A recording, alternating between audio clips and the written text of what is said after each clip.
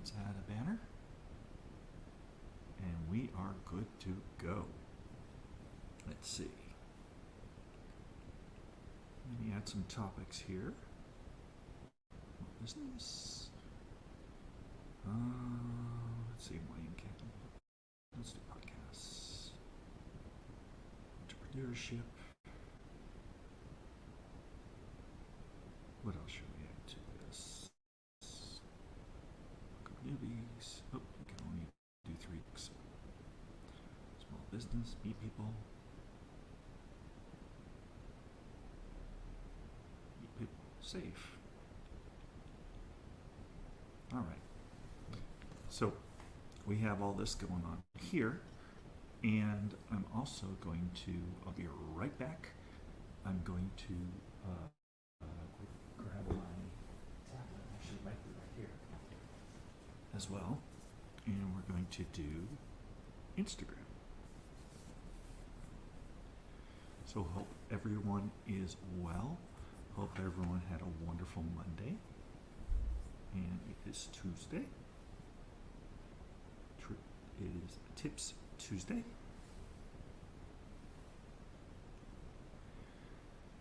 Let's see.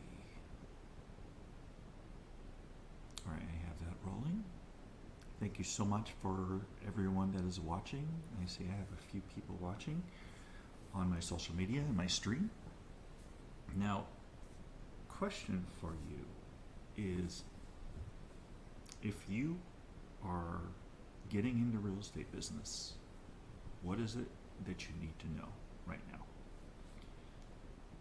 What is it that you need to know right now? Is it, how do I get my first client? Is it, what do I do first? Is it, do I need a mentor? What is it that is, what are your questions? What is important for you to get to your next level in your business? Put this over here. So we're gonna also boot up live. And there we go. We're booting up live also at the same time. So I really appreciate you in these rooms every day. You guys come in and you allow us to pour into you and to help you get to your next level in business. So I'm going to start the conversation on Clubhouse, and let's see who can come in and say hi and share where they're at in their business, what they're doing that's successful, what they're doing that may needs a little peak or tweak to help them get to their next level. Let's see who is busy in this crazy rain and who is available. Hey Angie, welcome, welcome, welcome. Hey Justin, how is it going? Welcome, welcome, welcome. Justin, thank you so much for your service. I appreciate you. And Angie, how are you? Hi Sam, I'm doing well. How are you? I am fantastic. It is a little rainy in Southern California today, but we are here. We are here together, and it is Tips Tuesday, Angie. Tips Tuesday. So what is it that, first of all, how are you doing? What are you doing today to get to your next level? And what kind of tips do you need to overcome? Uh-oh, Sam, I'm sorry. I'll be back in. I'm sorry, I have to get out for a second. All right, no problem, no problem. So let's see, let's invite some more people to come up and see what is going on with them today. Come on up if you have time. If not, I do understand, because we are all busy, and especially in this crazy, we got this interesting weather pattern going on. We got, unfortunately, all those people. Actually, I want to say a prayer for those over there in Kentucky and the surrounding areas, because they're dealing with some awful, awful weather right now, and we have rain here, but it's nothing compared to what they're dealing with as well. So, hey D, what's going on, my friend? Come on up and say hi. How's it going in Texas? What's up, fella? What's up? What's up, man? How's it going? Hey, my friend, I love that how you were talking about yesterday. You were talking about that you sold that restaurant and learned a lesson, and that's what you got to do in this world. You gotta try things, and you were very gutsy in doing that. And I watched your Great American Crawfish Bash, and I watched you make those shirts and all those things. So, welcome to Tips Tuesday. Yes, sir. I tell you what, man, that was one hell of a ride. The restaurant business. I mean, I got a whole different perspective on just the entire restaurant game and just dealing with employees, the cook staff, the wait staff, the shit, down to the bus boy, to your maintenance team, to oh my God, and just trying to get people to do something, and just the cell phones and people just not paying attention just to detail, and when you see food go out and look, I'm like, what in the hell? Would you eat that? Come on now, presentation is key around here, and just it's just nonstop. And I was supposed to be a silent partner, and I ended up being like, hey, where you at? How come you're not here? I'm like, wait a minute, I gave y'all cash because I was a silent partner, and here I am, full blown freaking there a lot, phone calls, nonstop, and I was like, and when he asked me, hey, can you be bought out? I said, yep. And as long as I walked away with some money, dude, I was ecstatic. I didn't care. I was just glad not to lose my ass and make money. So what is if you were going to go back in time and start over, what would you have done differently to when you started? What would you have done differently as a business owner? Well, first off, I probably wouldn't even done the deal right. I wouldn't have got involved, because now if I was to do it again, like I'm not gonna say I'm never gonna do something, because you possibly could possibly keep doing it again. But like you're saying, learn from your mistakes, right? So the first thing that I would look at before I drop any money to be a silent partner or part of a restaurant, 2 of us, 5 of us, 10 of us, somebody is going to be the managing partner that understands every number about a restaurant. How much money are we losing if, where are we at on cheese? Are we using way too much cheese? Is the lettuce usage too high? Just whatever. And we did not know that. We didn't even know, like, we knew beer sales, but we didn't know if it was a Bud Light or Corona, or if it was a Dos Equis. I'm sorry, we didn't know that. It was premium or not premium, right? But we didn't know exact bottles, because we didn't have people putting in the right information into our menu, the track system that tracks all that stuff. So if I had it all over here, that would be number one right there. Somebody that understands the restaurant business in and out, front house, back house, middle of the house, ordering, distributions, just the food cost, and how to evaluate plates, and how much. Just know, hey, that plate right there, we're making $5 on that plate. And when I was asking those questions after I got involved, I was thinking we're just making money. I said, well, I'm good with that, but I want to know that plate cost me $5 to make, and we're making $6 profit. So you would have somebody that's already, say, a mentor or a coach, or somebody that's already been in the business and has already been successful. So you would be following someone that's already successful. So follow the pattern, follow the model of what's done before you, right? Right. That, not only just that, though, it would be a physical partner. Like, so let's like, there's a guy in Valero, Texas, where I work at, and there's a guy there, and there's 5 of them, right? And one of them is the managing partner. And what he does is he makes sure the assets are good assets. No matter if it's a Firestone, Shipley's Donut, if it's a Dunkin' Donuts, if it's a hotel, restaurant, he is the guy, the go-to guy to manage everything, to make sure that they're making money. But he's a partner, right? He is a partner, but he's a managing partner. He makes sure everything's good. Everybody else is like kind of like a syndication in a way, but more, they're all business partners. They're all 5 make decisions. It just kind of runs everything to make sure that all the loose ends are tight. Was there systems in place in these restaurants? Were there systems in place that were tried and true systems, or was it people just kind of going off the, just kind of by the seat of their pants? Well, going off the seat of your pants. We had a few managers that we hired, but they just like real estate or anything else, right? They tell you, all kind of stuff, and then when you get in there, you're like, holy shit! No wonder you ain't working for that other company. No wonder you're not working at that restaurant. No wonder you got bumped back to a waiter or waitress, and just, oh my God, just the bullshit that come with all just that. Just trying to get the quality of people to just be able to input the stuff and manage people, because they would do one thing. It's another thing too, right? So what you do and what you say and how you act in front of your customers or even your employees dictates how they're going to treat or act, right? So if the manager's doing something completely not what's part of the procedures, how do they expect the employees to do the same thing? So, we had issues with that because they thought they were better than them, so they got to be on their phone, or they got to be, no, you've got to be the same way with the employees, right? And you're not showing that the standard that needs to happen in this restaurant, so you're not a good leader. So we're steadily letting go of managers, trying to promote, waitresses or waiters to a manager position.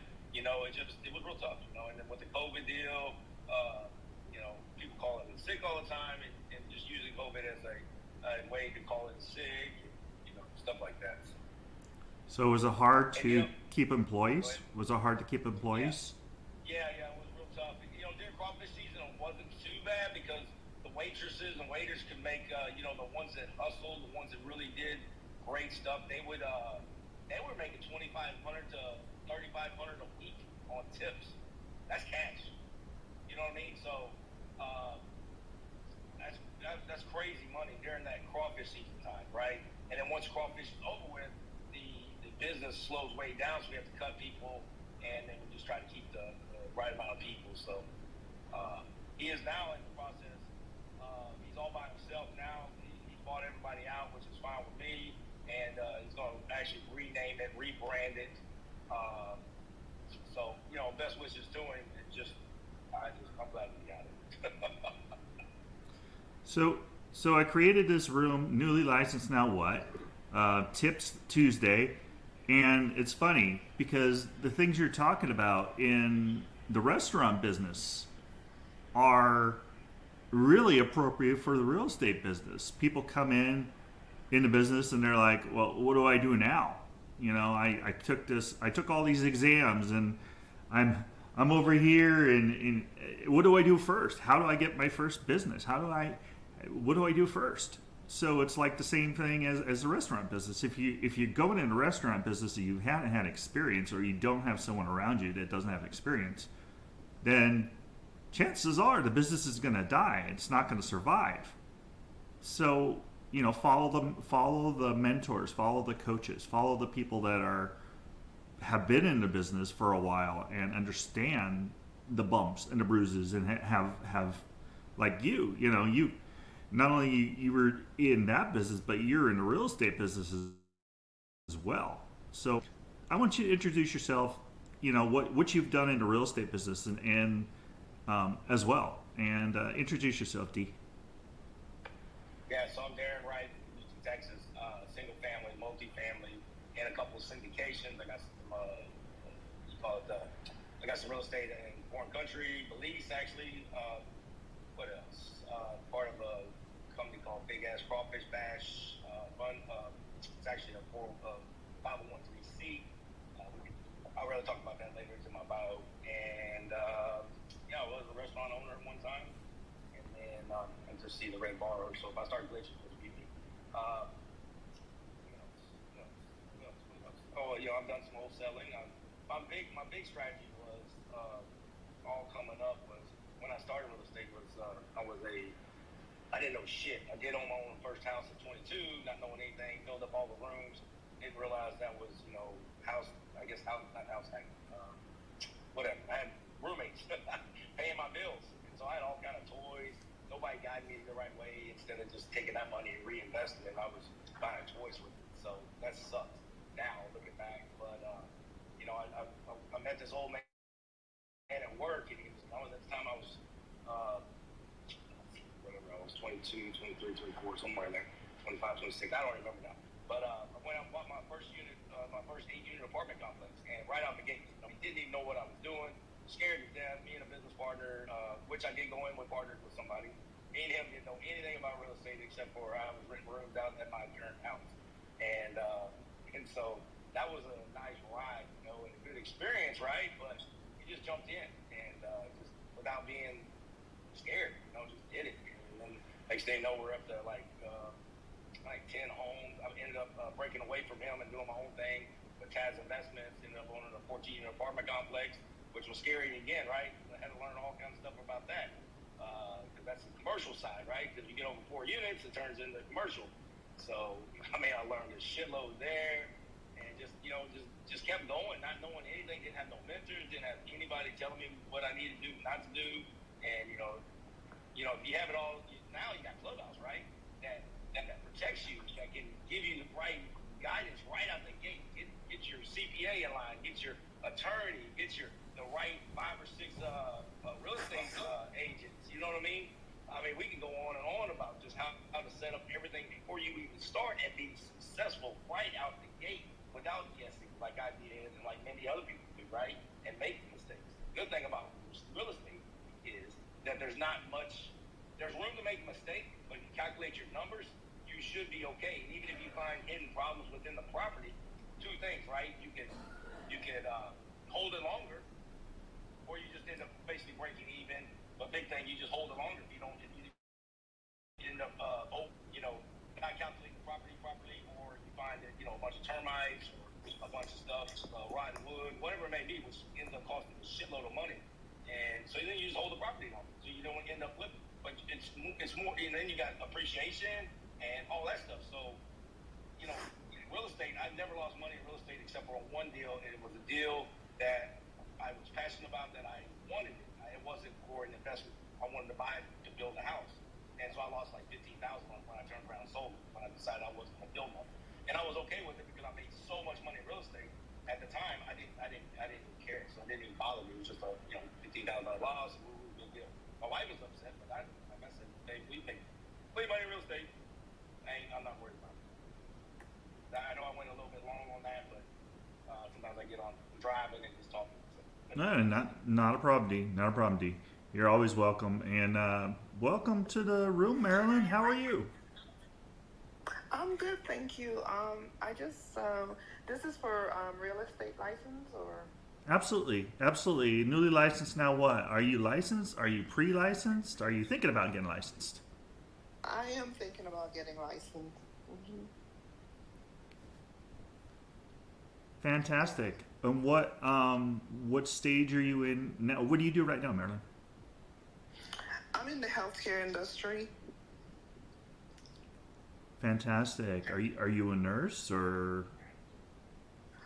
No. I'm with an insurance company. Mm-hmm. Okay. Well, it's a great business. The insurance companies, of course.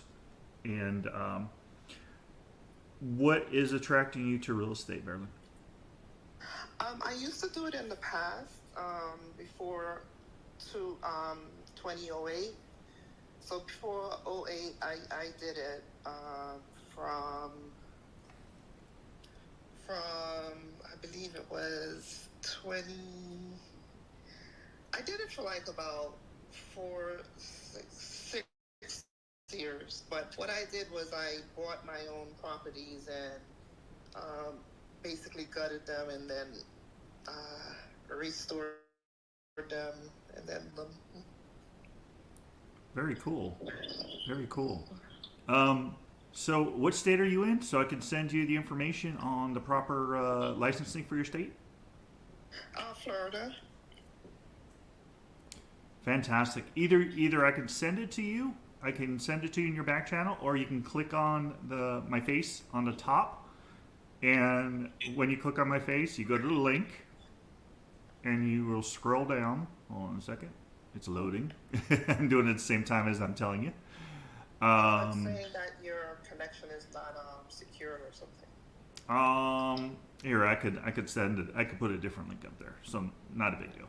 So let me copy a different link because that's a referring link that I put up there. Oh. It forwards.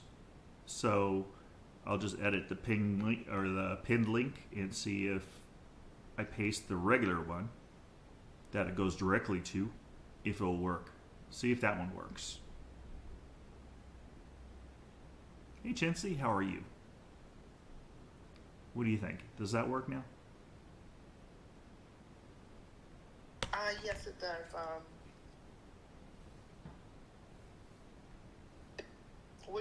It says email about me, realtor market secrets, let's TikTok.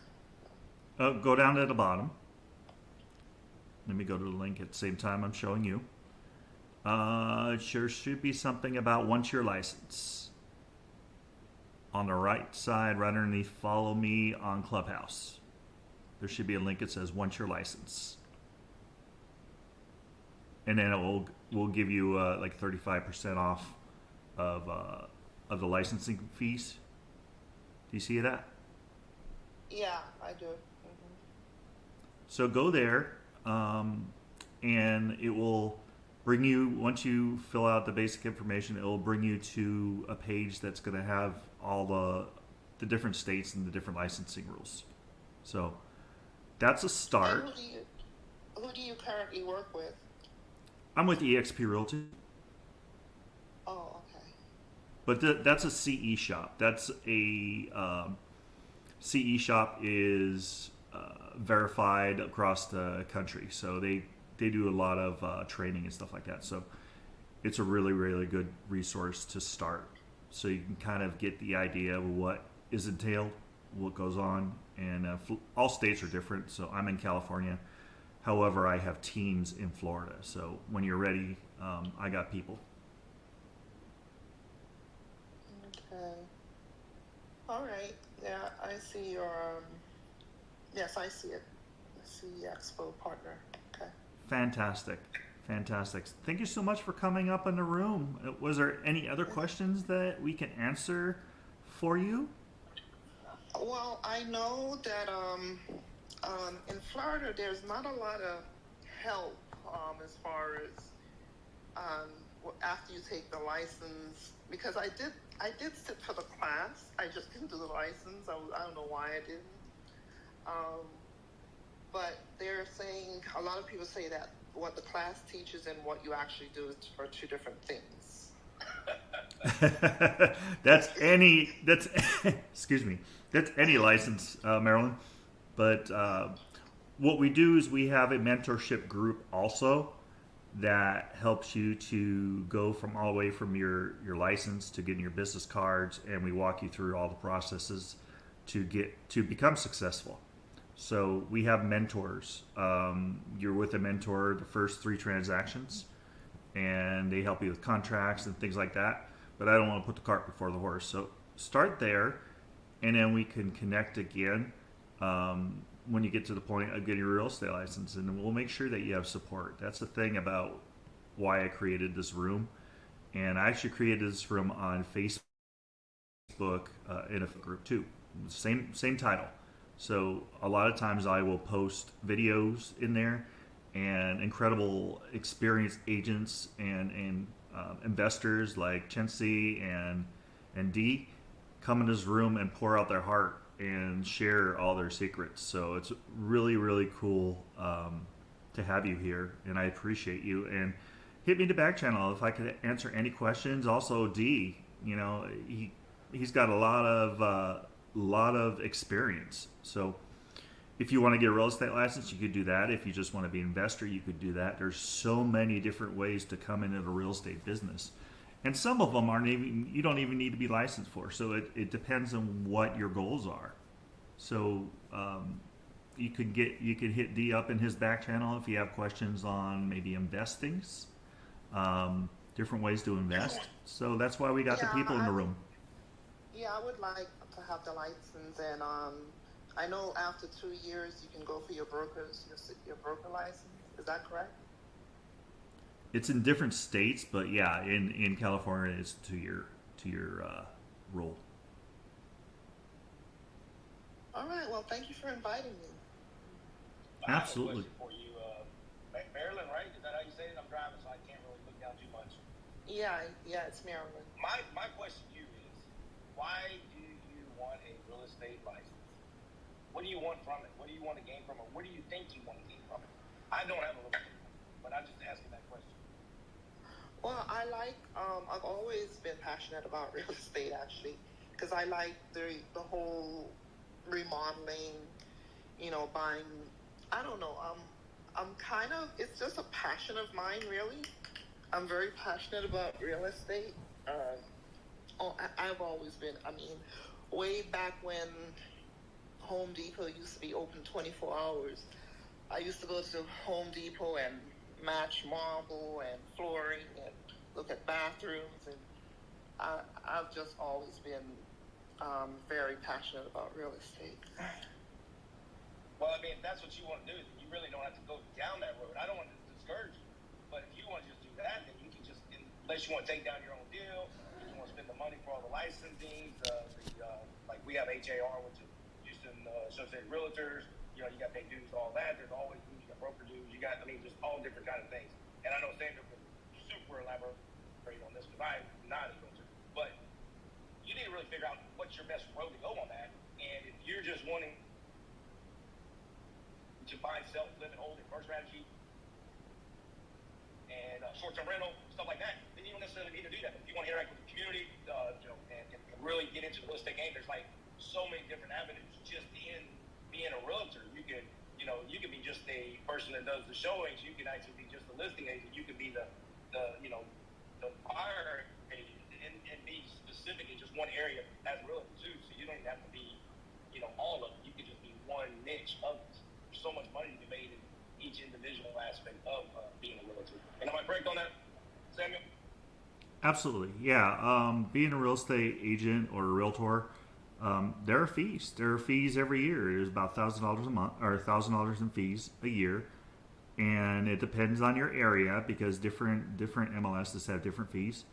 However, it's a great thing to be in as a realtor because you really do.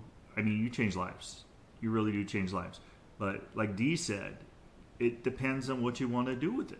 It depends on what your goal is, what your say your exit strategy. Like my exit strategy, with eXp is I'm going to build a revenue share. I'm going to build teams of people, and I'm going to help people become successful in their groups, and eventually I'll get to the point where I can actually step out of my business and have created residual income and multiple streams of income. So that's one of the things that I'm doing. I may not want to sell real estate the rest of my life. I may just want to build teams and help the teams to build their business and step out. But it gives me the option to do that eventually.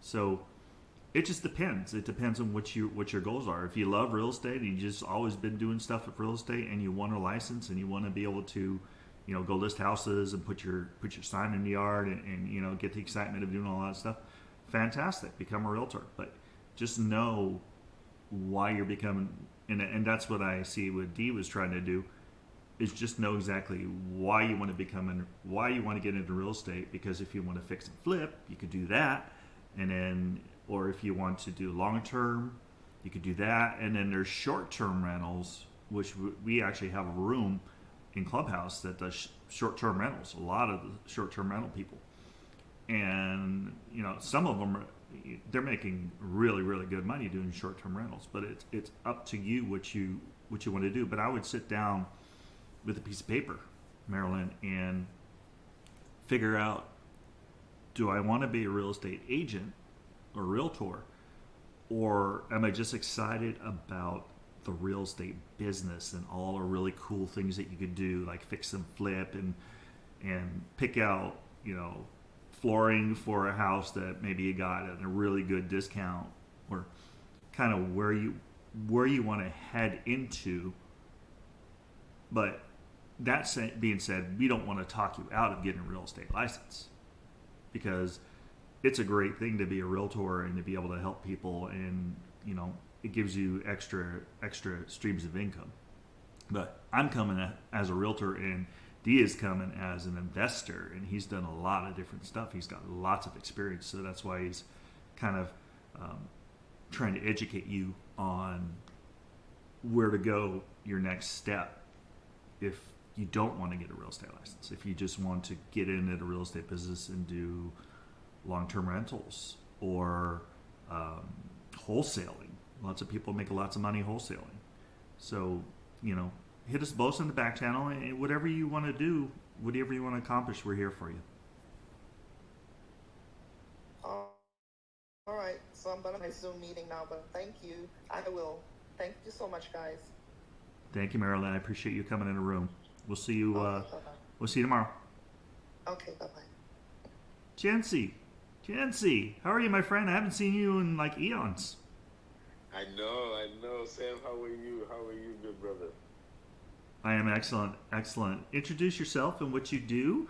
And it looks like we don't have a lot of people in the room, but you know what? I have it also streaming on Insta, and I have it streaming on my YouTube. So this is going to be seen by a lot of people. So if you got something to say it, because it's going to be out there for everybody to hear. Well, thank you so much. I appreciate you even letting me know that. That's good. So I don't say anything crazy. You could say crazy. Dee says stuff crazy, but it's all good. Well, thank you so much. It's good to be here. Thank you for pinging me into the room. I guess I'll say a little bit about myself. So I am a realtor here in New York City, and I haven't hit a year yet since I've gotten my license. So I guess technically I'm still newly licensed. I'm not sure when newly drops off, then I've become just licensed, but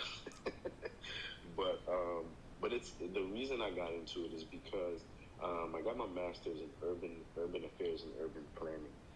My background initially is in criminal justice, and so for years I've watched the demise and the downfall of certain communities, especially Black and brown communities, and I just started feeling like, well, how can we get ahead of the curve, like before there's that breakdown within that individual's life. And when I started looking at urban planning and urban affairs, I started looking at the environment that that children are growing up in, and the resources and the lack thereof in their communities. And so that started me on a path of really wanting to understand how urban planning plays a role in the lives of people and the communities that people are living in. Fast forward, started wanting to pivot more out of the criminal justice space and into more urban planning. So I started doing a lot of more research and building and connecting with other people within that space. I'm thankful that God allowed me to find a mentor within that space as well, who was really instrumental in helping me to understand direction and understanding how to effectively pivot, and also just developing the right mindset for this new space, and so in this new career endeavor. So all of that led me to wanting to get my real estate license, because I wanted to understand the transactional aspect of urban planning. I wanted to understand how land is transferred, how deed and ownership is transferred, and how all of that is, how all of it works. And in the process, I've been able to serve and help a lot of different people. Some have been clients, others have just been helping folks with information. And I'll say one of the things that I love about this profession is the types of people that you get to meet. You get to meet people from different walks of life. And sorry about that. That was my mom, so I'm going to have to call her back soon. Yep, call your mom back. That's important. But to close, I'll say that it's really been an opportunity to really connect with people from different walks of life, and really learn from them as I continue to serve them in the community. So that's what brings me to real estate.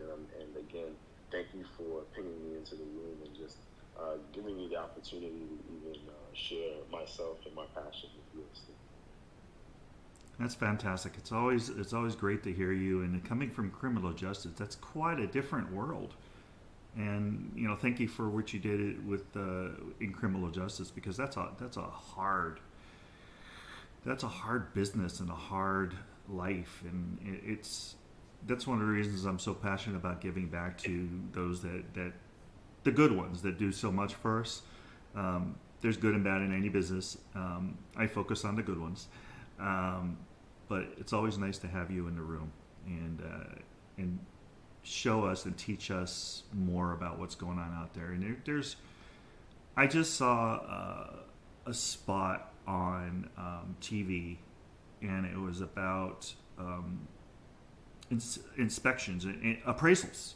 It was about appraisals, and it really, it touched my heart, because they were talking about when an appraiser goes into a house, and if it's a black or brown community, there's not enough appraisers that are minority, and we really need more appraisers that are minority, because there's issues with appraisals when somebody's house looks like that they're a minority, and appraisers have there's issues with these appraisers, and it's discrimination.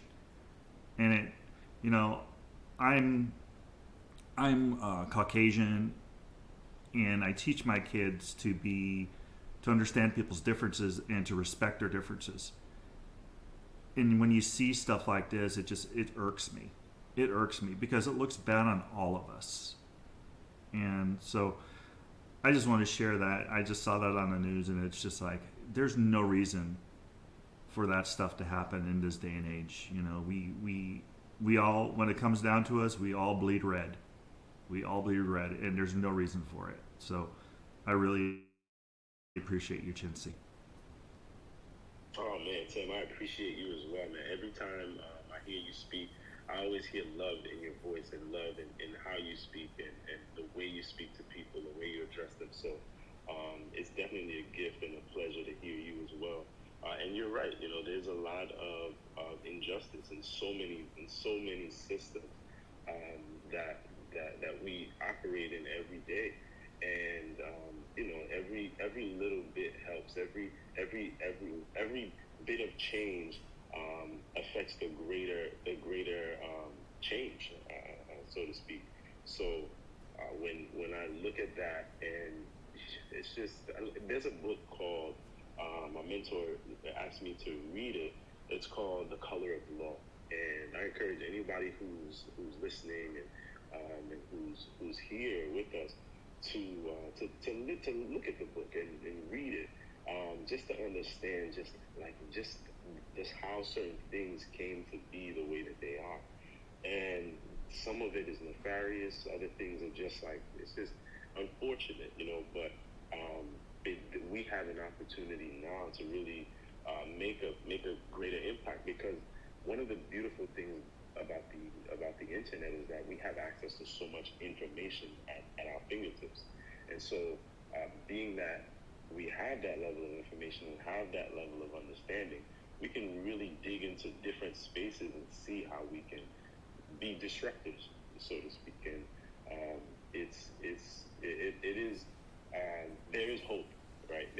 For me, I believe I'm fairly optimistic.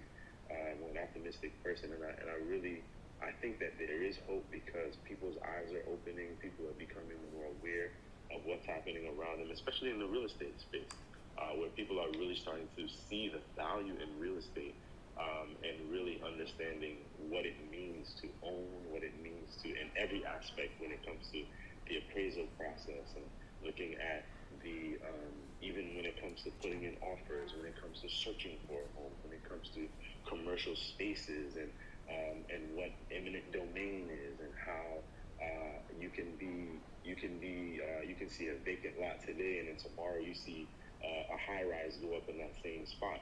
How does that impact your neighborhood? Like, people are starting to become aware of these changes, which is a good thing, because there was a period of time where folks didn't really know. So again, it's always good to hear you, and always Glad. It's always good to share stages with you.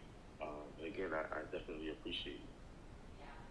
I appreciate you too as well, Chintzy. We gotta do more rooms together, educate people, and open their eyes, because there is some injustice that's going on. I mean, you can even look at, and it freaks me out, because if you look at title, there's still things in title that say that a black man or an African American man can't own properties. We need to change this. How do we change this? How do we take those off of title? How do we what do we need to do to get rid of that? Yep, you're right.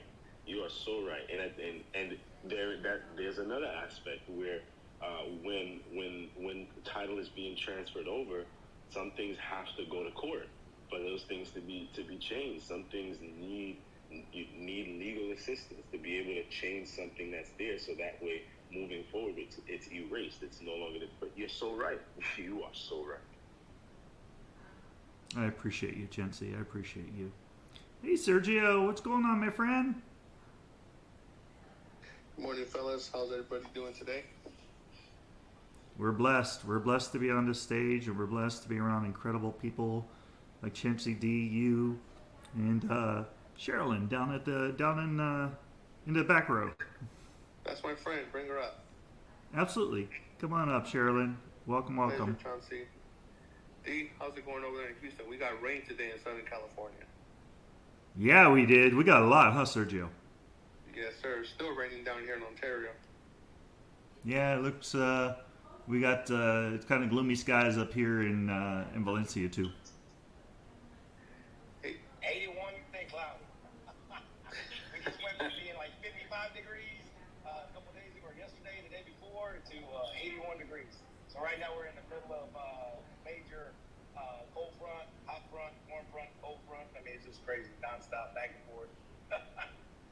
And then I'm heading to Lake Tahoe Friday, so I think it's like 17 and snowing. I guess the weather y'all are getting right now. Cali's in Lake Tahoe, so they're getting hit with a lot of snow right now. So I'm pretty excited about that. So Perfect. You'll get some fresh powder. yes, can't wait. Hey, I don't want to screw your name up. Squincy, right? Is that how you say it, Squincy? No, Shensi. Shensi, I'm so sorry. Yeah. Hey, so I read the book. It's a very small book that Najee's wife made, The Black of Wall Street. And I tell you what, it was so eye-opening, man. And I took it to work and let people at work read it. And then, along with just every different color, I guess you'd say. And, it's just super eye-opening. And I sent you a back channel to find out what the name of that book was, because I'm driving, so I can't really write anything down. But I would love to read that. And y'all are correct, people are ignorant because they don't know, right? It's not they're ignorant, it's just because they just don't know, and they haven't been taught that.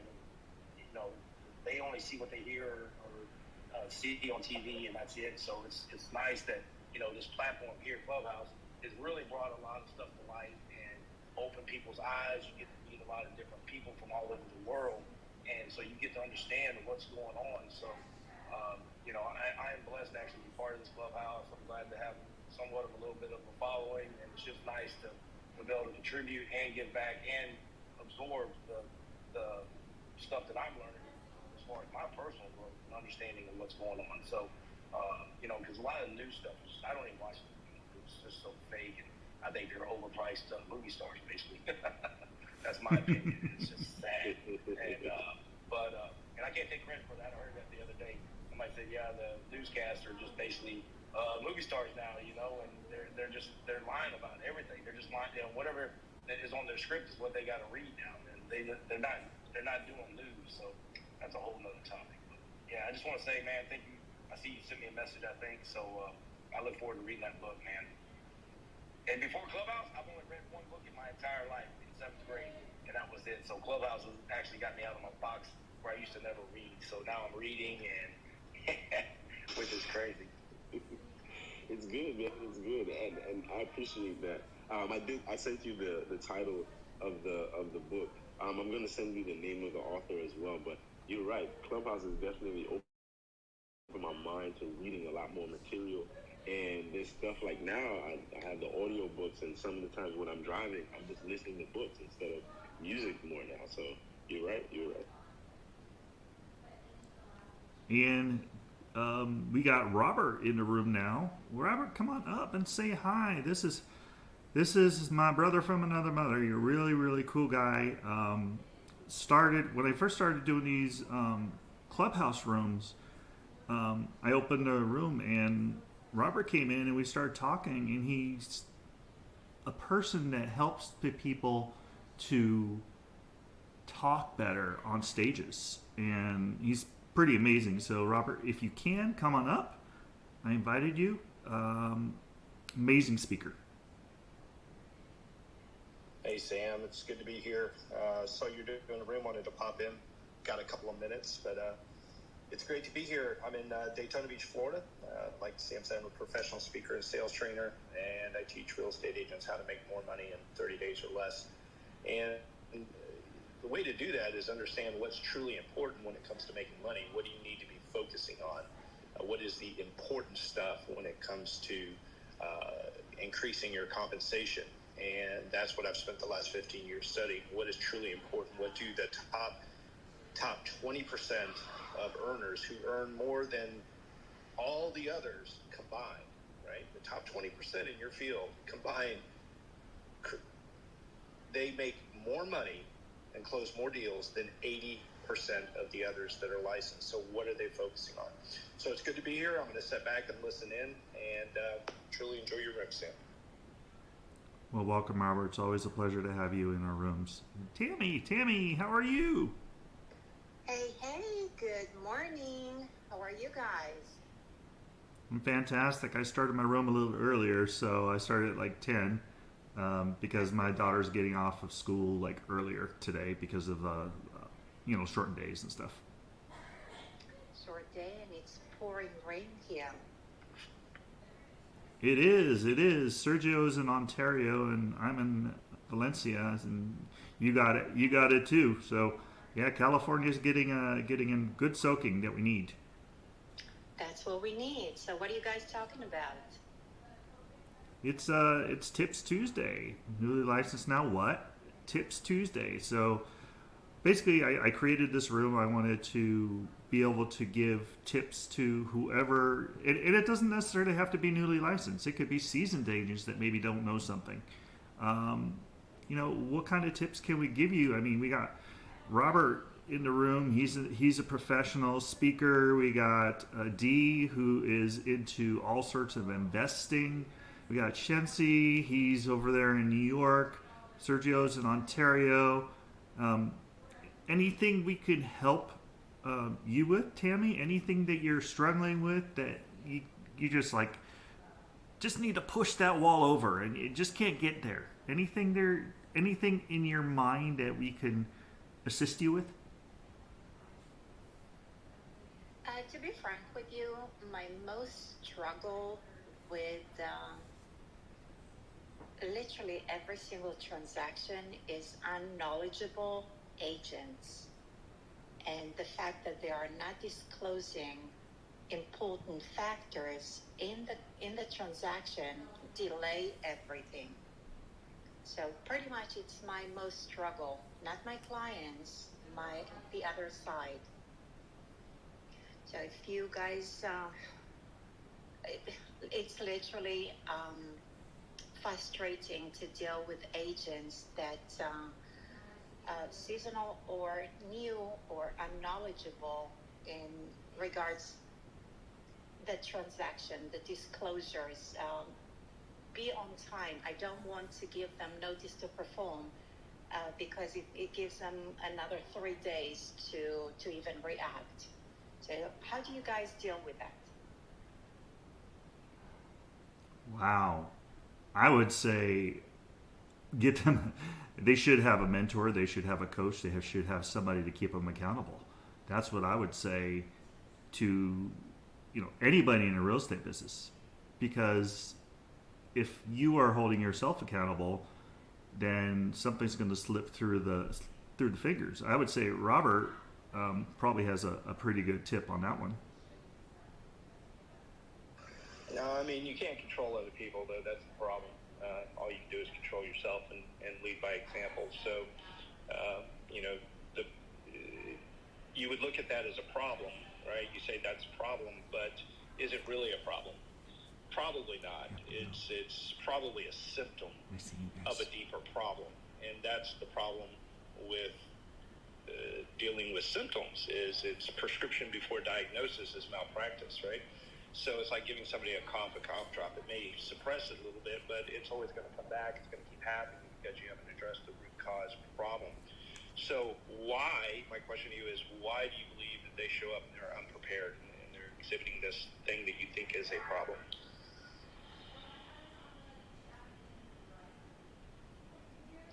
I'm not quite sure. If you did know, what would the answer be? Inexperienced agents. Okay. All right. That's good. So why are you dealing with these inexperienced agents? Why are they inexperienced and you're ending up dealing with, they don't have the information that they need? I believe it's lack of training. Okay. Why do they have a lack? So why do they have a lack of training? I can't speak with on behalf of somebody else, but I know after all these years, and I've been in the business for over 10 years, I'm still educating myself how to better myself for my clients. You know, that's why we go through an ethic every 2 years. And it's really important to be educated agents so we can give our client the best service. I agree. I totally agree. So why do they not have that? They are seasonal agents. They are new agents. They just write an offer and let their TC do their job. They don't follow up. It's just the amount of challenges I'm coming across every single transaction. It feels like only when I double end the transaction goes smooth. Okay, so is it worth your money? Is it worth the time, the return on investment of time to deal with these agents, or to just do transactions where you're on both sides? I'm a listing agent. And I hardly work with buyers unless they make an offer on my listing. Okay. All right. So, but you know, sounds like there's not the training in place in your area that is needed to do the job that's required. It might not, but you know, just like we do a background check, finance background check on the buyers, maybe we need to start doing a background check on every single agents we're working with. See, now we're making progress. So now we've identified what the problem is, right? But what you thought was the problem wasn't really the problem, because you'll never fix that high level stuff that you talked about first off. Oh, this is the problem I'm having. That's not the problem you're having. That's a symptom, and like you said, there's many symptoms of the real problem. And the problem is you're dealing with all these unexperienced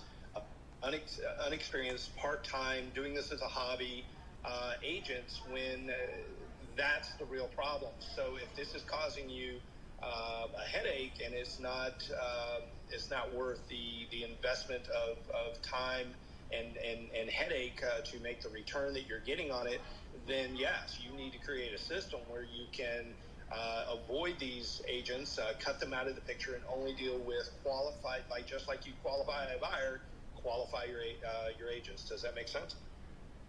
Absolutely. I don't believe it's ethical to do so. When we receive an offer, we have to present it to our seller. By the end of the day, if the offer aligned with the sellers, they will accept the offer. I cannot tell the sellers, you know, this agent is seasonal, or there is an ethical complaint about so and so. That's steering, and I cannot legally do so. But what I end up doing is literally working for both sides, and the buyer's agent receive the commission just because I want the transaction to move forward. Okay, and that's what I was saying earlier. Or you have the option of doing that, right? So, if you know, and I think if you said, you know, just like a seller can tell you up front, I'm not going to take offers below this number, or don't even bring me this. You can set expectations up front that, hey, if you've identified that this agent is not a serious agent, it's going to cost me actually time and money in the end, which you're supposed to be there to eliminate that. Then I think there are things that you could probably do. But if not, then I think the choice two that we've talked about also about as far as just saying, look, I'll handle both sides, and maybe even do that at an expense to the other agent, and say, look, the point is, now that we know what the real problem is, you can actually sit down and start to come up with some solutions, right? But if you deal with what we think is the problem, which is just symptoms, we don't get anywhere with that. And then we keep beating our head against the wall, saying, why isn't this, working? Why isn't this working? And ultimately nothing gets fixed. I totally agree with you. But what I do gain by seeing the transaction through and close the escrow, by representing my seller and helping the other side to move forward, I pretty much eliminate the agent and working with a TC directly, and I am in control of my escrow, and pretty much stop communicating with that agent without crossing any legal part and closing the transaction. But what I do gain is the buyer in the future, and happens a handful of time this year that the buyer thanked me for seeing the transaction through, help them purchase the house, and they refer me to their family and friends as an agent.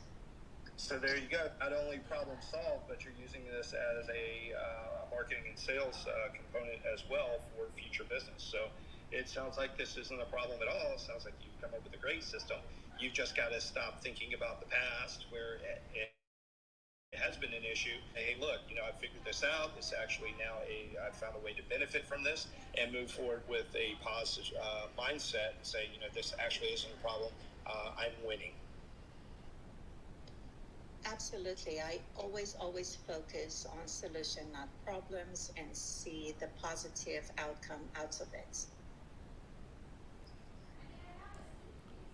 Okay, I'm going to drop the mic on that one. I got to let that breathe, because basically what you just did was you took something that you were frustrated with and you figured out a way not to be frustrated, because if you help that agent, first of all, that agent's going to be better in business. We're making the real estate business better by assisting others that may be challenged.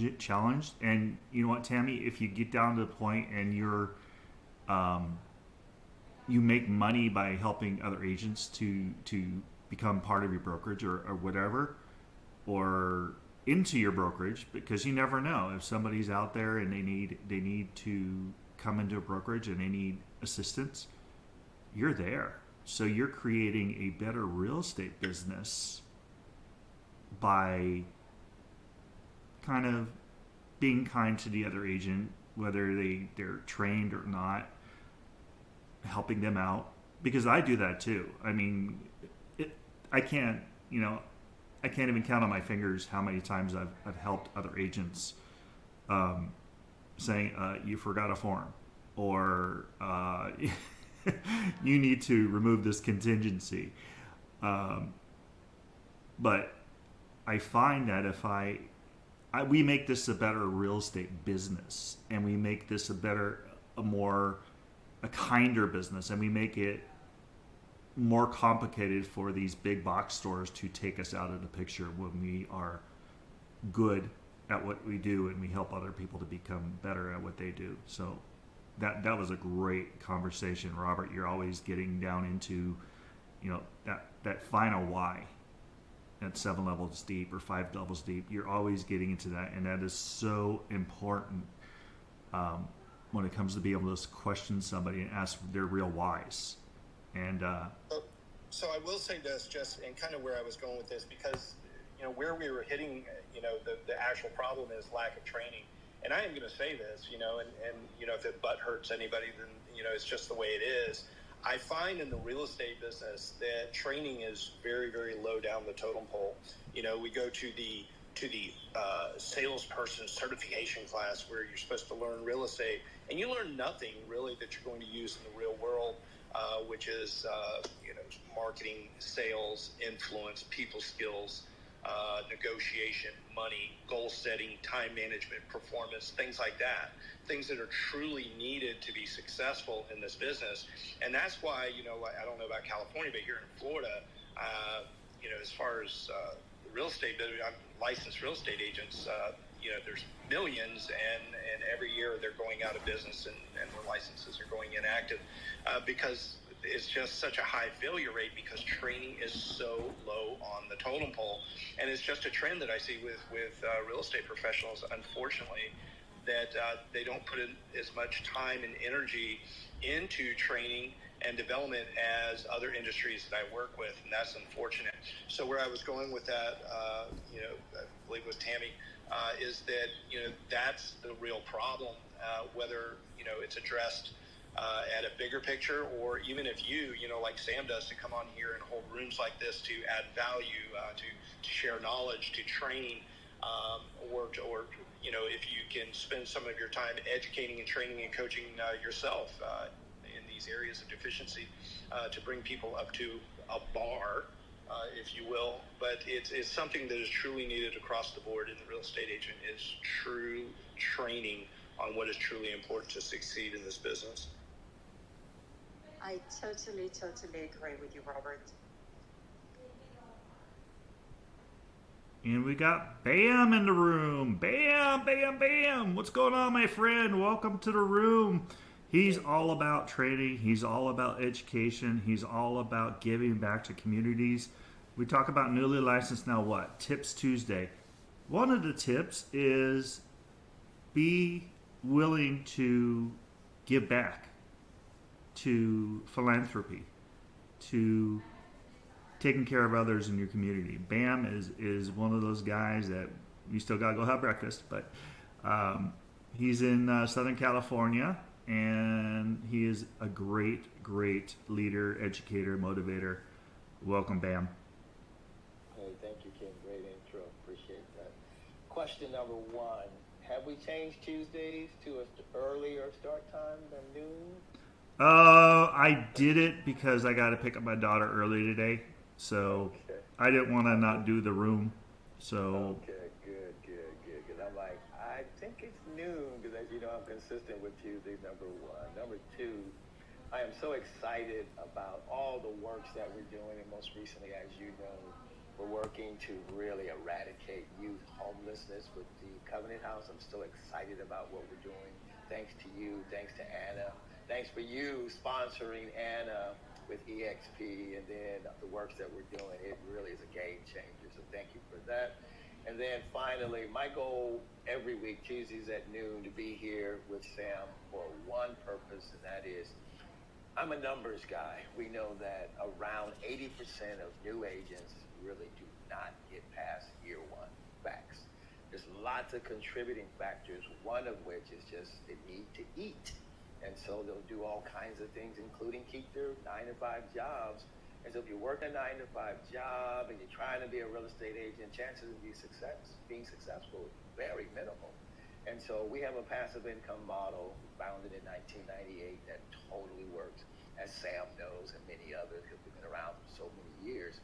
So our goal is every new agent, rather than driving for Uber, rather than door dashing, rather than 9-to-5, collaborate with us, and we will help them stay in the game so they can win.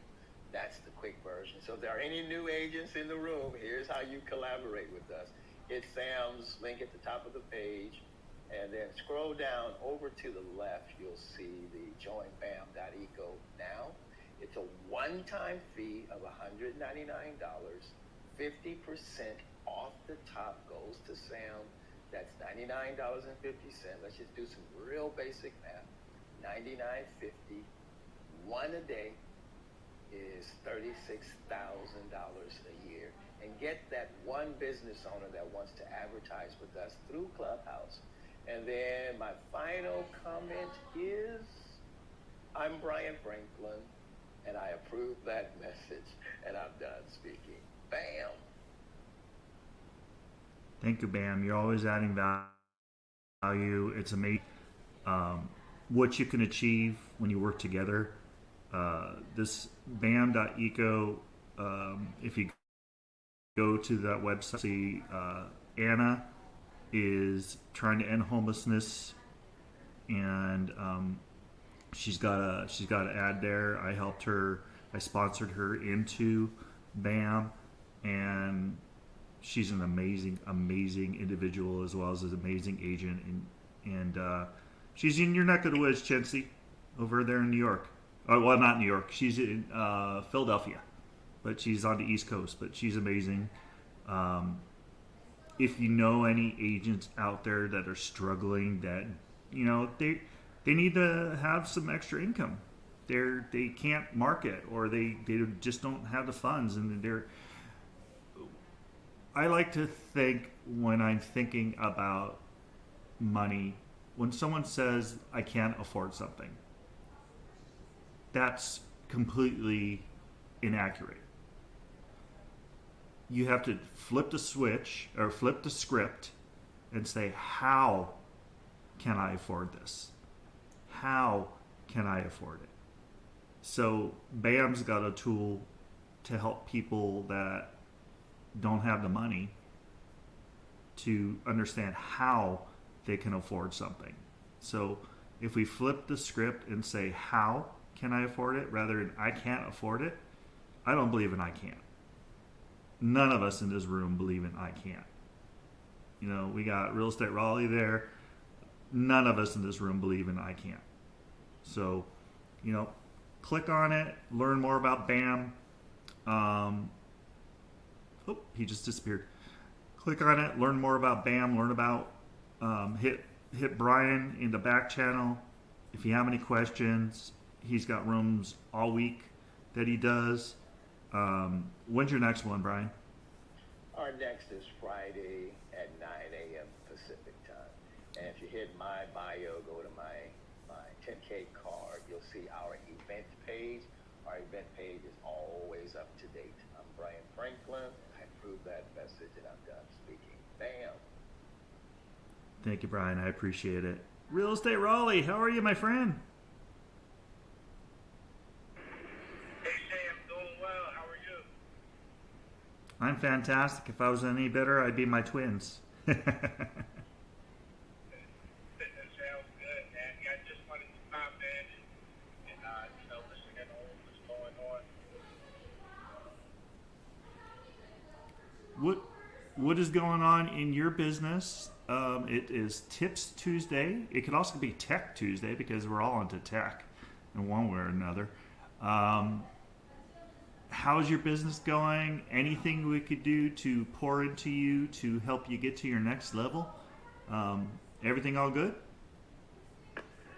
Yeah, everything's good. Just been doing a bunch of prospecting, farming my neighborhood, my market, and it's been working out great. So yeah, just trying to stay busy, finishing up quarter four, and already planning for 2022. Have you done your business planning yet for 2022? So I haven't done a business plan yet, but I've set some goals. I've written down. So, the plan will help greatly. So I definitely need to get on that. Absolutely. Yeah, business planning is so important, because they've done research on college students, and they had one group that wrote down their goals, and they had another group that didn't. And they went in the future and they found that the ones that wrote down their goals hit them and even went over them, went past them. And the ones that didn't go as far when it came to their successes. So that and I am statements, a little bit of affirmation always helps.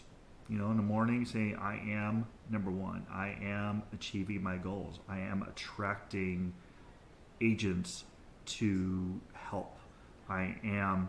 So all your I am statements in the morning and before you go to bed, if you write down I am statements, that goes into your subconscious mind, and your subconscious can help you achieve things that you would have no idea that you achieve unless you did some of those practices and things that we don't know what we don't know. And some people will say that, well, that's silly. No, it's not silly. Your brain is so powerful. It's a powerful machine. We have no idea what we can do unless we do it, unless we show, unless we put the thought into where we want to go. So I'll land my plane. That's so important. Please write down your goals. Please write down your dreams. Please write down your I am statements. Because next year at this time, you write down your I am statements. Who knows what we could achieve if we took that extra 5 minutes and wrote down some I am statements. Extra 5 minutes. The shows we watch, the binge watching, takes longer than that. Write down the I am statements. Write down 10 I am statements and 10 I'm thankful for statements, because being thankful is the strongest energy in the world. One of the strongest energy forces in the world, being thankful, being grateful. So I am, and being thankful and being grateful. And I'm going to land my plane. I actually have to, hey Marty. I'm not going to leave the room. I got to bring Marty up. He's pretty amazing. We're getting all sorts of incredible people in this room today. I am just so happy and so grateful for these incredible people that we got. Marty. How you doing, my friend? How you doing, buddy? I am fantastic. Introduce yourself. I was just talking about I am statements, and it's Tips Tuesday. You are my Facebook group guru. So share what you do and how powerful what you do is to new agents. And let me just give some good tips for today. So let's just start with this right here. Get out there on Facebook, and when you're in a Facebook group or Facebook groups, try to go to the buy, sell, trade groups. Not any type of realtor groups, not any type, any kind of like collegiate groups, nothing like that. Just go to a normal buy, sell, trade group and click on create a post. And when you post, you can keep it real simple and just say, hey, who's looking to buy or sell a house? Comment below. It can be as simple as that right there. One of the approaches I really love to take is creating a little poll in the groups and trying to find sellers this way by saying, what's stopping you from putting your house on the market with this so hot? And then you can put some options out there in this poll, like, I got to do some minor work to my house. I need to do a lot of work to the house. Just different kind of options like that, real simple. And sure enough, you guys can convert plenty of people who have not listed their house yet to be future home sellers with you guys. So I hope that makes some sense. But yeah, I teach everybody how to use the Facebook groups to the extreme, whether it be find buyers, whether it be find sellers, whether it be find realtors, loan officers, it doesn't matter. These Facebook groups I'm not a big fan of Facebook itself, but I love the Facebook groups. hope that helps, Sam. Absolutely. I want to tell you something. I created a Facebook events group for my local neighborhood. I created a Facebook events group, and then I purchased SantaClaritaEvents.com. Santa Clarita Events. And it is a group for people to post all the events in my community. So I'm getting people that are joining it and then they're understanding that I am the admin of it, and we never know what's going to come of that. But I created that. And that's what I'm working on right now. Is a matter of fact, back at the office, just trying to finish this book. You know, I started a long time ago before the pandemic, and then kind of put it down. But I'm going to finish it up, and it's basically teaching realtors and loan officers and any other business professional really how to use the Facebook groups to brand yourself. Because I've seen the true power of the Facebook groups about 4 or 5 years ago when they started letting us ask 3 questions, all the new members coming on board. So whenever you had a Facebook group, if your Facebook group was like mine, for example, Knoxville Homes for Sale/Rent, Marty Hewitt makes home buying easy. Well, I created 3 questions for that group. One of them is, what's stopping you from buying a house? Credit, income, down payment. Would you like to put your house in the market? But using the Facebook groups it kind of does 2 things for you. It'll brand who you are, especially if you're new to the area. Like a lot of realtors, when they're moving somewhere, they don't feel like they got a good advantage than everybody else does because they don't know anybody there. But it'll help brand yourself, and it grows by itself. So it kind of becomes alive with you. And you probably noticed that with your group, Sam. Once you start to get some new members in there, well, then every day you'll start noticing 1 or 2, 3 people want to join. Until it gets big enough, then all of a sudden it'll be 5, 10, 20 people want to join every day. And they're getting to know who you are right out the gate. So it's pretty strong. You know, it's way stronger for people who's not selling an actual product to have a Facebook group like that to really get yourself out there. Absolutely, and I hope that helps. Absolutely, and I've created some other Facebook groups. I'll have to share with you when we're not on recorded devices. So I've done some pretty cool Facebook groups lately, Marty, and I'll have to share some of the really cool tools for that sure, I've done. I'm about through all this stuff that I've been through, and we're going to turn 2022 into to the best year ever, especially for the buzz. I'm going to get it out there for sure. You know, teaching people how to use these groups. So, you know, just to the extreme, like for example, I see Sherry down there. Hello, Sherry. Sherry's one of our Buzz team members. I've got a lot of people that I've taught how to use the Facebook groups in different ways. Number one, how to buy Facebook groups. Like I've got full control of about 300 groups, 40-something states, multiple countries out there, over 5 million members combined. And I actually have, I use the groups in a way to monetize them to where I can rent those cover photos out. So there's all kind of things you can do with the groups besides find never-ending buyers and sellers, because you can definitely do that for sure. Hey, Sherry. Good to see you. Hey, glad to be here. I love it. Hello. Hey, Sam. Welcome, Sherry. Welcome to the group. Welcome to New License Now What? Yes, thank you. Introduce yourself so we know where we could send referrals to, Sherry. Okay, sure. Thank you. I'm Sherry Edwards, and I'm a real estate agent in Atlanta, Georgia. I actually serve, if anybody know about Atlanta, I actually serve Cobb County and Paulding County. So, with the market being, like it is, I just take buyers and try to find them something, get them under contract, and get rolling with them. I'm looking also for sellers. Anyone want to sell, still looking for those so that we can increase the market and get the buyers in the homes that they're looking for. So, and I actually love the buzz. I was just telling Marty last week, I got to start using those polls, start posting them, because I'm seeing people talking about good results in the group from them. So, got to get my fingers going and get the work. That's awesome. Yes, and what she said right there is absolutely right. It's about your fingers in our world, because this is 100% mobile, what I teach people how to do. So it doesn't matter if you're tech savvy. I'm 48 years old and know these groups inside out. So it doesn't matter. Age is just a number. But it's very easy to do when you learn how to use text replacement on your phone. It changes the game for you, and it helps you with the everyday life, not just the Facebook groups. Yes. I was gonna go get her. Thank you for that one-on-one meeting, Marty, and that video that you sent me, because that helped me a whole lot. I appreciate that. Oh, no problem at all. No problem. Thank you. That's what this is all about. I originally created this, I think it's 3 or 4 weeks ago, this Newly Licensed Now What, and it's amazing what kind of resources, what kind of knowledge, what kind of golden nuggets that appear in these groups. And I'm thankful for Clubhouse, and I'm thankful for all of you in these rooms, because none of us would be here if none of us was here. So I'm so thankful and appreciative of all of you. Marty, you're amazing. I'm so glad that you're in a better time in your life, and 2022 is going to be unbelievable for all of us. I wish all of us incredible wealth and success in 2022.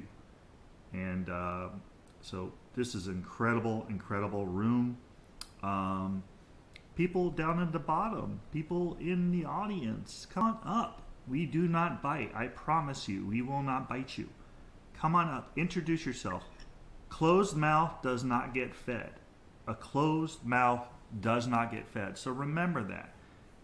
You down there could have received a referral if you would have come up and said hi. There we go. Yes. Welcome, welcome. Yes. Hi. Welcome to the room. The general contractor, Katina. Nice to see you. Hi. Nice to see you again. I know you created this room a couple weeks ago, and I've just been so busy. When you invite me, I couldn't come, but today I'm here. And I'm the general contractor in the state of Florida. I do new commercial and real estate additions and rehabs. And I guess the topic is, if you get a license, as far as general contracting, once you get licensed, you can just get acclimated with the certifications, and that depends on the direction you want to move, whether it's public or private. And that's my 2 cents. If you want to know anything else, you can get in contact with me at katina10k.com, and I'm able to assist with anything in that space. You're awesome, Tina. I love seeing you in these rooms. We miss you. And we got Glenda down there. We got Sherilyn, Mike, Milana. Man, I love her picture, man. Katina's picture is powerful, boy. Oh, I love it. She is Thank powerful. you. She is a powerful lady. Powerful. And we get a lot of powerful, strong women in these rooms that can do anything. Anything. Women power. So we got more people down there. Closed mouths don't get fed. Come on, Glenda. Introduce yourself. You're amazing. And we need to know where you're at and what you do. And come on up if you have time. All of you down there. Don't be shy. Yay, Glenda. Yeah, Glenda's Instagram videos are, man, they're so legit. And Vina, I don't know if y'all know Vina, but hers has gone to a whole nother level. I'll tell you what, they're coming a long way with these videos. Come on up. Come on up. Yay! Hey guys, how's it going? Fantastic. Nice to see you. You too. I was just doing some office work, and I thought I'd just hop in and listen for a minute. And that's how I got to you guys. So, hey. Introduce yourself. Let us know where you're at so we could send you referrals, Glenda. Oh, my name is Glenda Baker. I'm a real estate agent in Atlanta, Georgia. And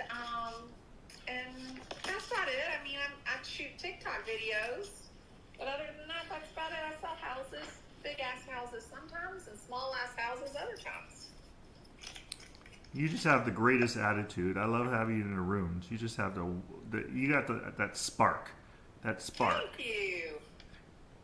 Absolutely, and I love the accent. It's just so cool. Oh my goodness, see, I don't even think I have an accent, but I've been told that I do. Yeah, I don't have a California accent either.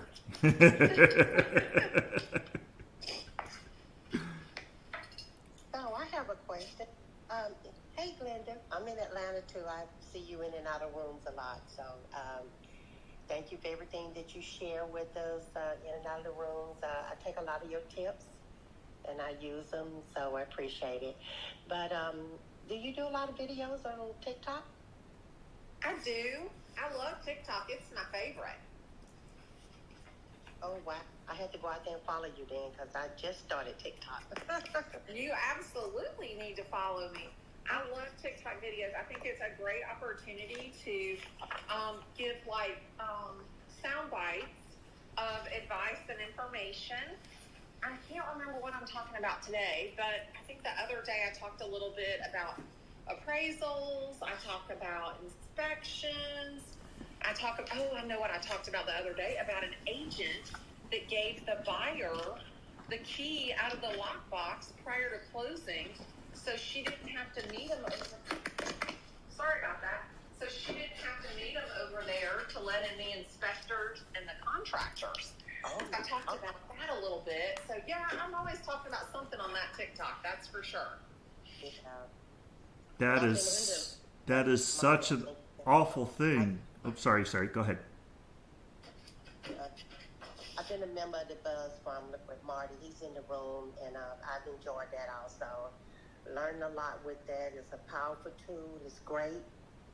And it has helped to learn how to run Facebook groups, how to do polls out there to get business.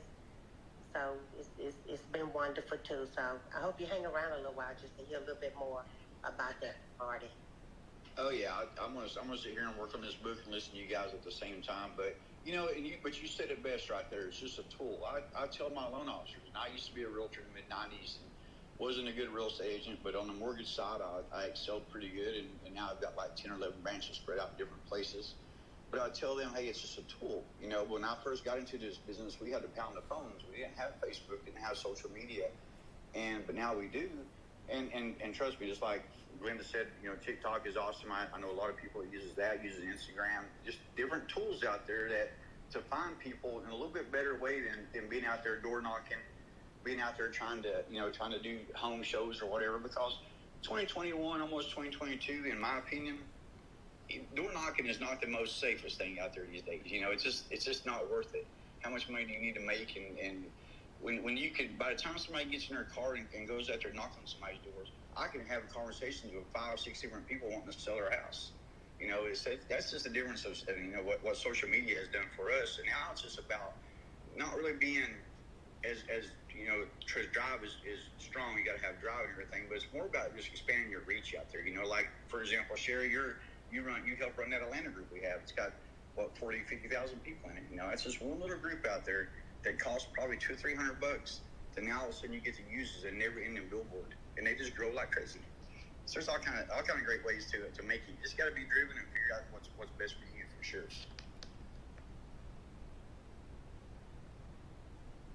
And I hope that helps. I'll let you take it back over, Sam. Yeah. And it takes some time, don't just jump in and think things going to happen overnight. Stick with it. Stay with it. Keep giving it a try. And you'll start seeing it just going. That's what happens.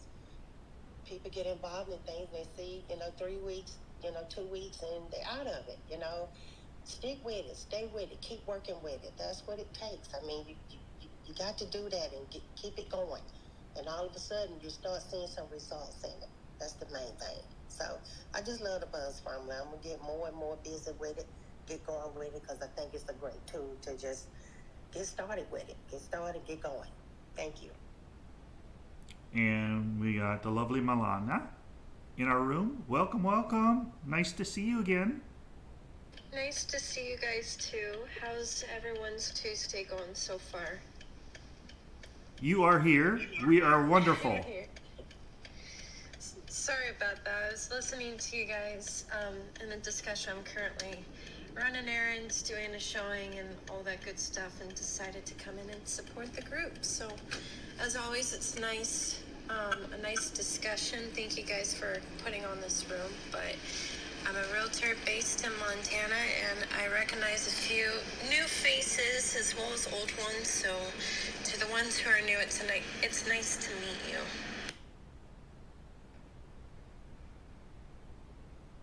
You too.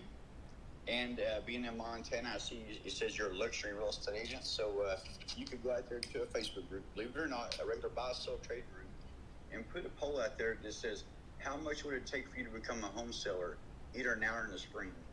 And you can put the price out there. You can put different options. And I've done this in California several times. I know it definitely works. I've had 7, 8, 9 people click they'd want to sell their house between $1 million and $2 million. So there's just don't give up on the Facebook groups if you've not tried them yet. And also, too, just get out there and brand yourself with them. You know, like you're in Montana, you should create a group called Montana Homes for Sale. Milana makes home buying easy. Hope I pronounced your name right. Just something that simple. It'll start going by itself, put a beautiful house and pool on top. And sure enough, next thing you know, you'll have 2,000, 5,000, 10,000 members in that group. And they all know who you are. That's a great tip, Marty. It's so good, especially with seeing how social media is advancing and seeing how in real estate it's so key to be in those groups and get yourself out there. We have things at our fingertips, and just getting out there and utilizing them is so important. I have not actually gone out to the Facebook groups yet. That's a new world for me. I'm a little homegirl. I'm still figuring out Instagram, but I will most definitely get out onto Facebook and definitely apply those tips. Thank you, Marty. No problem at all. Send me a Facebook friend request. I think I've got a Montana group that you're more than welcome to use, and we might be able to pull some, even if it's not in your specific area. I also teach realtors to utilize that 25% referral fee. You know, there's no reason that you guys shouldn't be out there trying to find sellers in other places, not just your own, and then connect them to another real estate agent and getting that money off of it. And now with the messenger groups, you can kind of keep a little bit more honest. You know, that's one of the biggest fears a lot of people have when it comes to sending a referral out. Well, will I ever get paid on it? Well, you can create a messenger group with this potential seller and a realtor. Now you know what's going on. So it's just an easy way to kind of keep informed, keep on in the loop. But yeah, send me a friend request anytime. When I park, I will definitely send you the information. But I think that's so important too, and thank you for offering that. And I didn't catch it before, and if you don't mind reminding me again, where are you based out of? I'm out of Knoxville, Tennessee, and I'm a former realtor back in the mid-'90s, and then been on the loan side since 2004. And now I'm a branch manager at Southwest Funding. I've got about 10 or 11 different branches spread out in different states, different areas. But I've been using a Facebook group since 2014, and after about, no lie, probably about a month after discovering the Facebook groups, me and my partner was able to quit paying for advertising. This is back in 2014, and we spent about $3,000 or $4,000 a month in advertising at that time. So we was able to quit cold turkey, and then I started teaching people how to use the Facebook groups, and then I wrote a book back in 2018 for realtors and loan officers, how to use the Facebook groups just to the extreme as far as being able to find buyers and find sellers out of the groups. And now I'm working on a book to really just teaching realtors and loan officers how to brand themselves with the Facebook groups. Because we call it a PBG in my world, personal branding group, and they grow to the extreme, and I've got many realtors that's closing double-digit transactions each month thanks to their personal branding group, without having to do any kind of other kind of advertising or any kind of door knocking, that kind of stuff. But yeah, anytime, guys, reach out to me anytime. And I'm going to start trying to come here more often in Sam's room too, and help out, and give you guys some free advice whenever you need it. I really appreciate that, Marty. You're amazing. I created a room actually on Facebook because you really inspired me. Because I created this newly licensed now what, and each day has a different theme. So I actually created a Facebook group titled the same thing, newly licensed now what.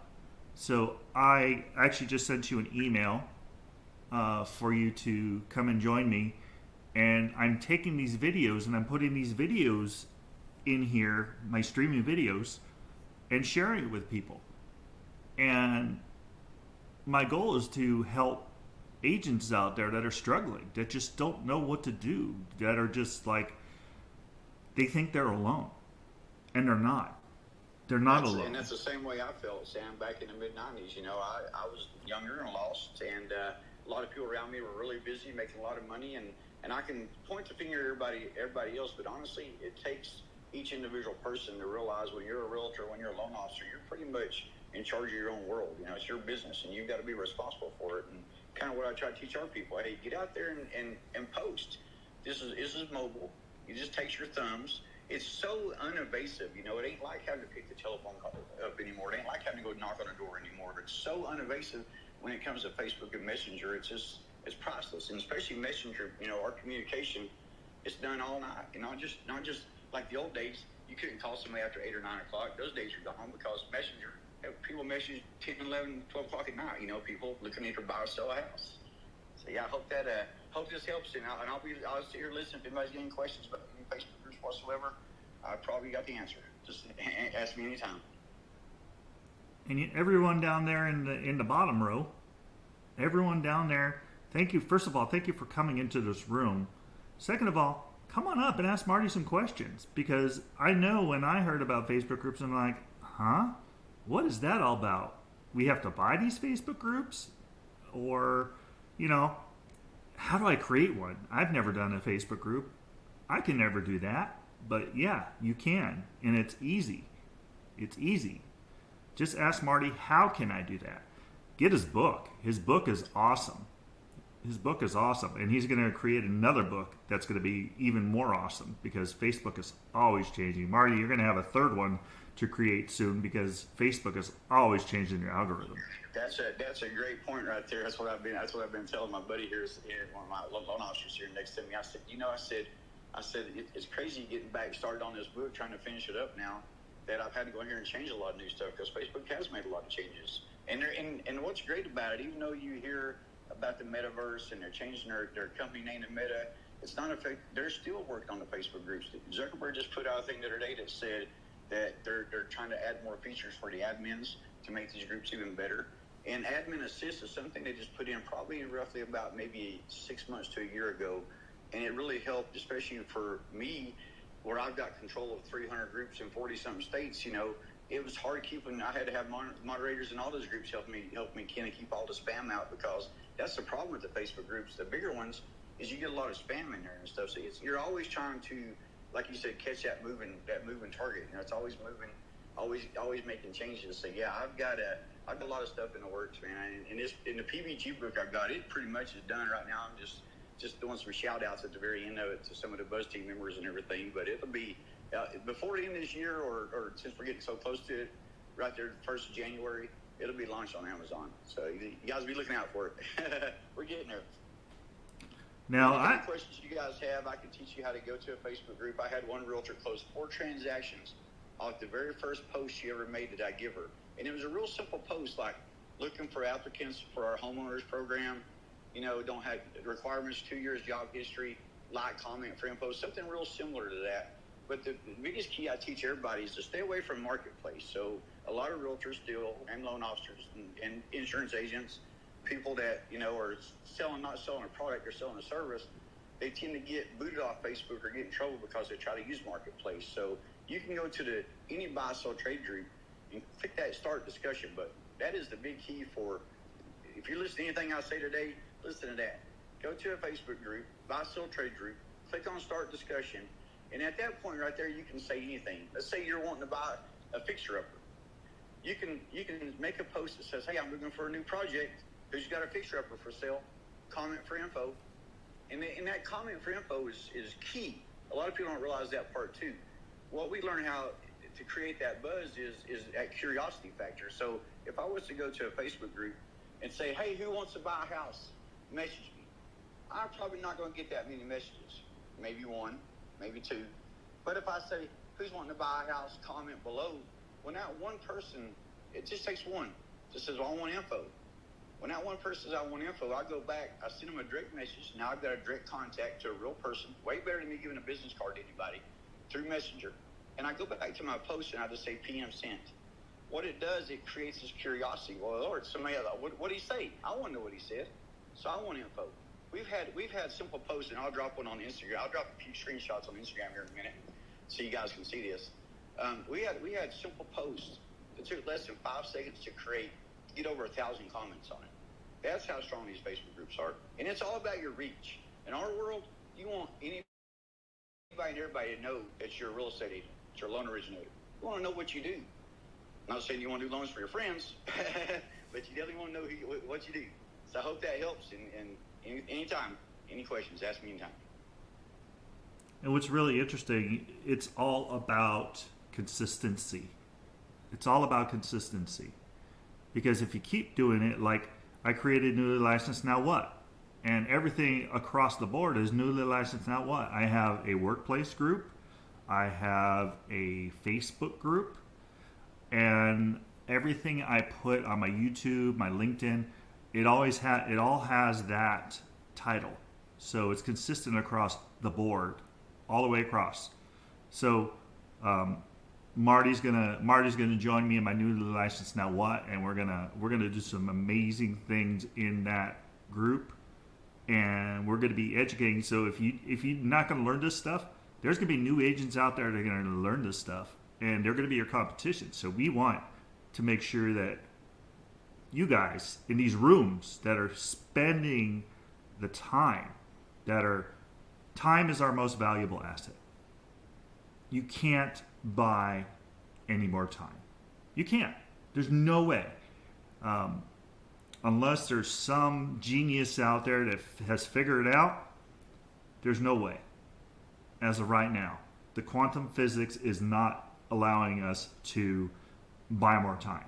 So whether you're the person that's sleeping on the street or the person that's in a multi-billion-dollar house, we all have the same amount of time. So Marty teaches, one of the tools that he teaches is, I'm just amazed at how to use keyboard shortcuts on your iPhone. Talk about that, Marty. Keyboard shortcuts. Think about the things that you type all the time and how much time you could save by having a couple things, little shortcuts, to type in things that you type all the time.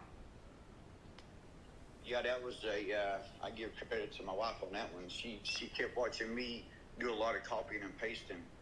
And with Facebook, you copy and paste something about 6 or 7, 8 times in a row, they're going to slap you on the wrist. We got kind of funny, but we kind of call it Facebook jail, Facebook timeout, Facebook prison, Facebook purgatory. We got all these different names for different situations that Facebook has put us through over all these years.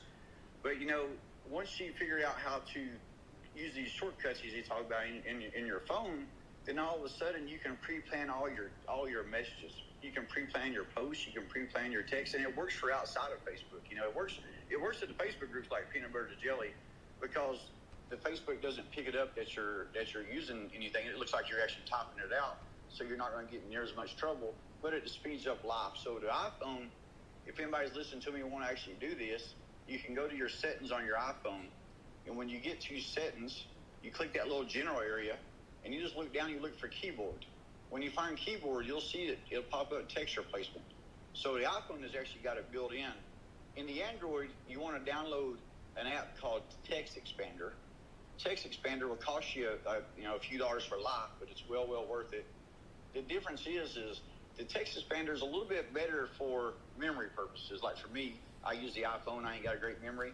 Well, I've got probably 40-something pages of replacements set up in my phone that a lot of times I got to go back in text replacement and try to find what my text replacements are, where the Android will actually pop you up a menu when you're typing something that looks like one of your text replacements.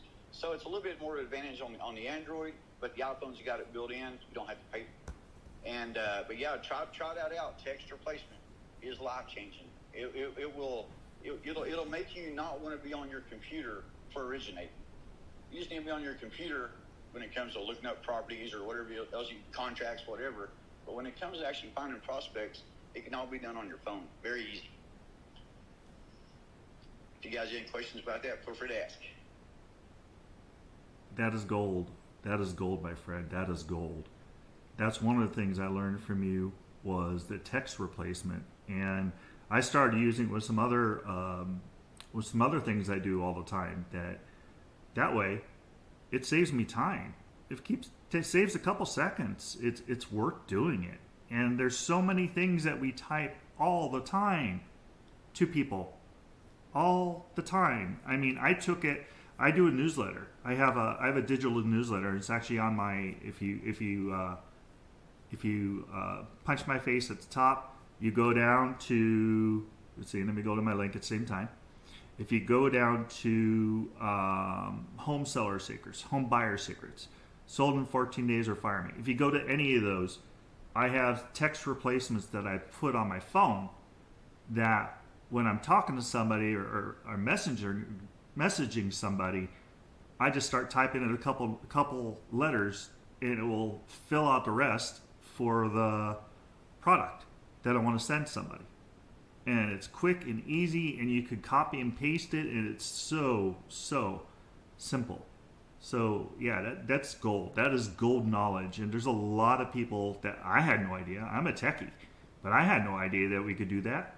So Marty brought that in, and I connected with him. I think it was during COVID. I think it was like the beginning or the middle of COVID. I connected with Marty. I'm like, oh my God, this is gold. This is knowledge that how many agents out there have to keep typing things in on their phone and just waste so much time. Or think about it.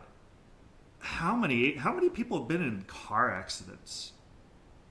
How many people have been in car accidents because they picked up their phone and text something? Think about if you're at a stoplight. You're at a red light. I'm not advocating this, but red lights, you're stopped. You need to send a quick text. Think about if you sent something with a couple buttons. Say, I'm running late. IRL. And that's it. Think about if it could actually save lives, this text replacement. You know, I will say I definitely agree with that, because there's a lot of times I'm using my text replacement when I shouldn't be, you know, while I'm driving or I'm at a red light or one. But it does it. And what he means by that, and what these shortcuts do is, like, I start all my shortcuts out with Q, X, or Z. And the reason you want to do that is because you don't want to accidentally be typing them up when you're typing regular messages out there. But it's like for my application link, it's a ZAP. I can't forget that. You know, that's easy to remember.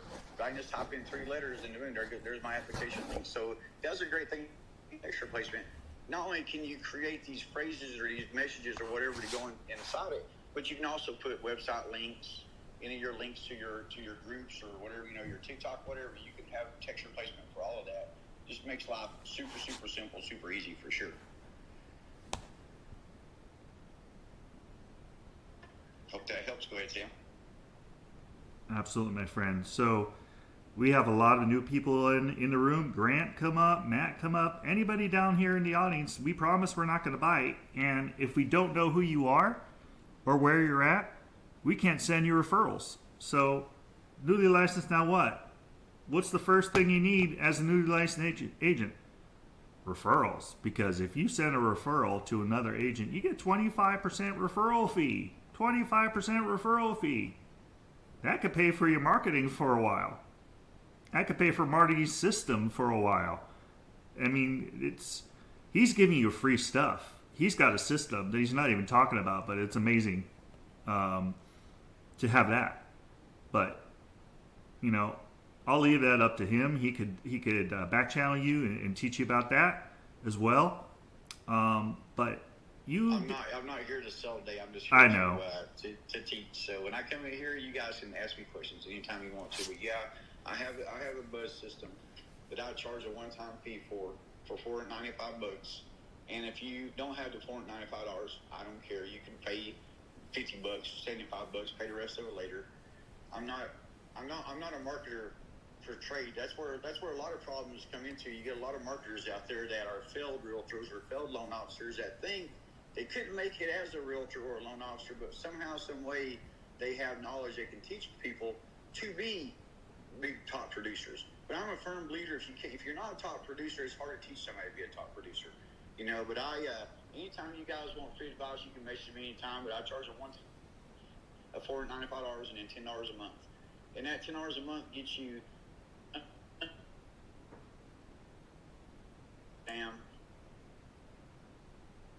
Try again. I think I was stepping on you. Try again. I think you were in the matrix. Try again, Marty. That you get access to, and I've got some groups too, and I've got hundreds of videos. I've got all kind of training, all the training that you need. The problem a lot of people have is actually sitting down and actually trying to learn some new stuff. You know, trying to learn something new. But the great thing about this is it is mobile. It is easy to replicate. I've got a 73-year-old out there who put a nice post out for me that says I'm 73 years old and bringing in clients with the buzz formula using the Facebook groups. It's easy to replicate. That's a big key for a lot of people is not having that fear of, well, I'm not very tech savvy. I don't know if I can do this. Even me, I get when somebody starts mentioning funnels or starts mentioning, I cringe. I'm like, oh gosh, I'm not used to that kind of stuff. You know, I'm used to Facebook groups. I know them inside out. You know, so that's it's just a matter of sitting down, digging in, and then learning the system. But I built a Google and it teaches you everything. It teaches you how to find what to post. It gives you the exact post to use. It gives you the exact message to send to people when they respond.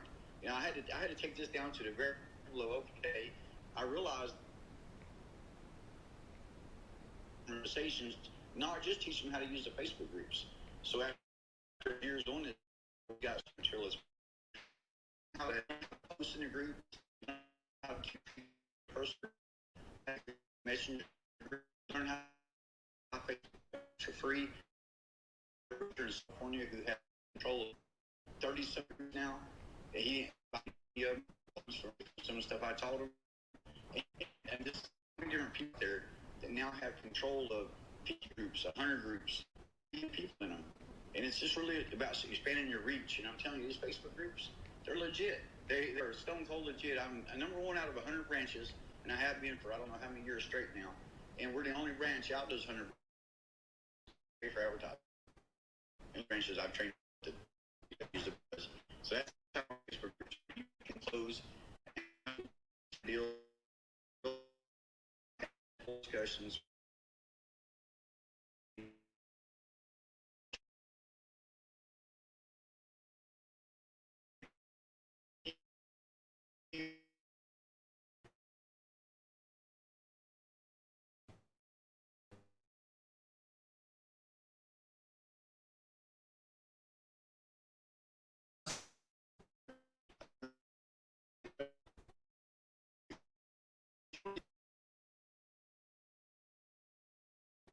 So many agents have, and I haven't really pushed that direction except for a few people. But yeah, they're crushing it with the buzz and creating a personal branding group for insurance agent too. I've got one insurance agent that has about I think 800 or 900 people in his group already. And he's kind of newer to the buzz, so yeah, it works for everything. What if I sell solar? Could I use? I've got a great poll for something. Matter of fact, I just sent it to somebody a minute ago, and I'll read it to you real quick so I have to prove to you I just sent it to somebody. I said, create a poll in one of my Florida groups, and his panels are electric bill. If you just and it's out there. Yeah, I've been thinking about switching to solar. And I'm an electric company. Different and sheds and cars. It works for everything. Interesting myself. I love it. Flex. How many people? Let me ask you. All you realtors out there. How many of your clients own this out there? How many of your clients own another? If you could take you from the program, the buzz, and help one of your clients be suffer and to get another gender. Think what are statements, because people come to us as a resource. It's not just state. I got people in me for I got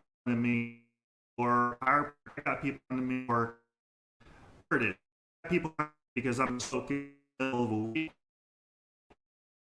because I have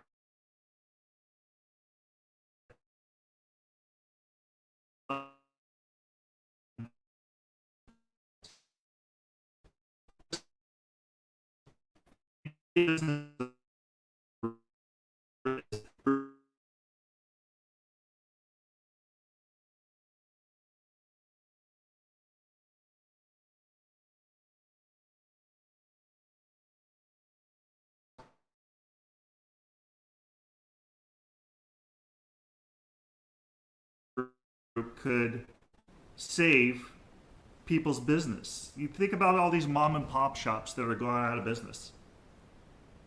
Think about if we can go as real estate agents and be their advisors in business, not only in real estate, but in business. Think if we could change their lives and help them to support their families better. Think about that. Think about what this buzz could do. I just, my brain explodes when I think about the buzz, and I've created over 100 groups and real estate groups. I've created them. And then what I do is I take it. Oh, what happened? Are we still here? Oh, there we go. I don't know what just happened.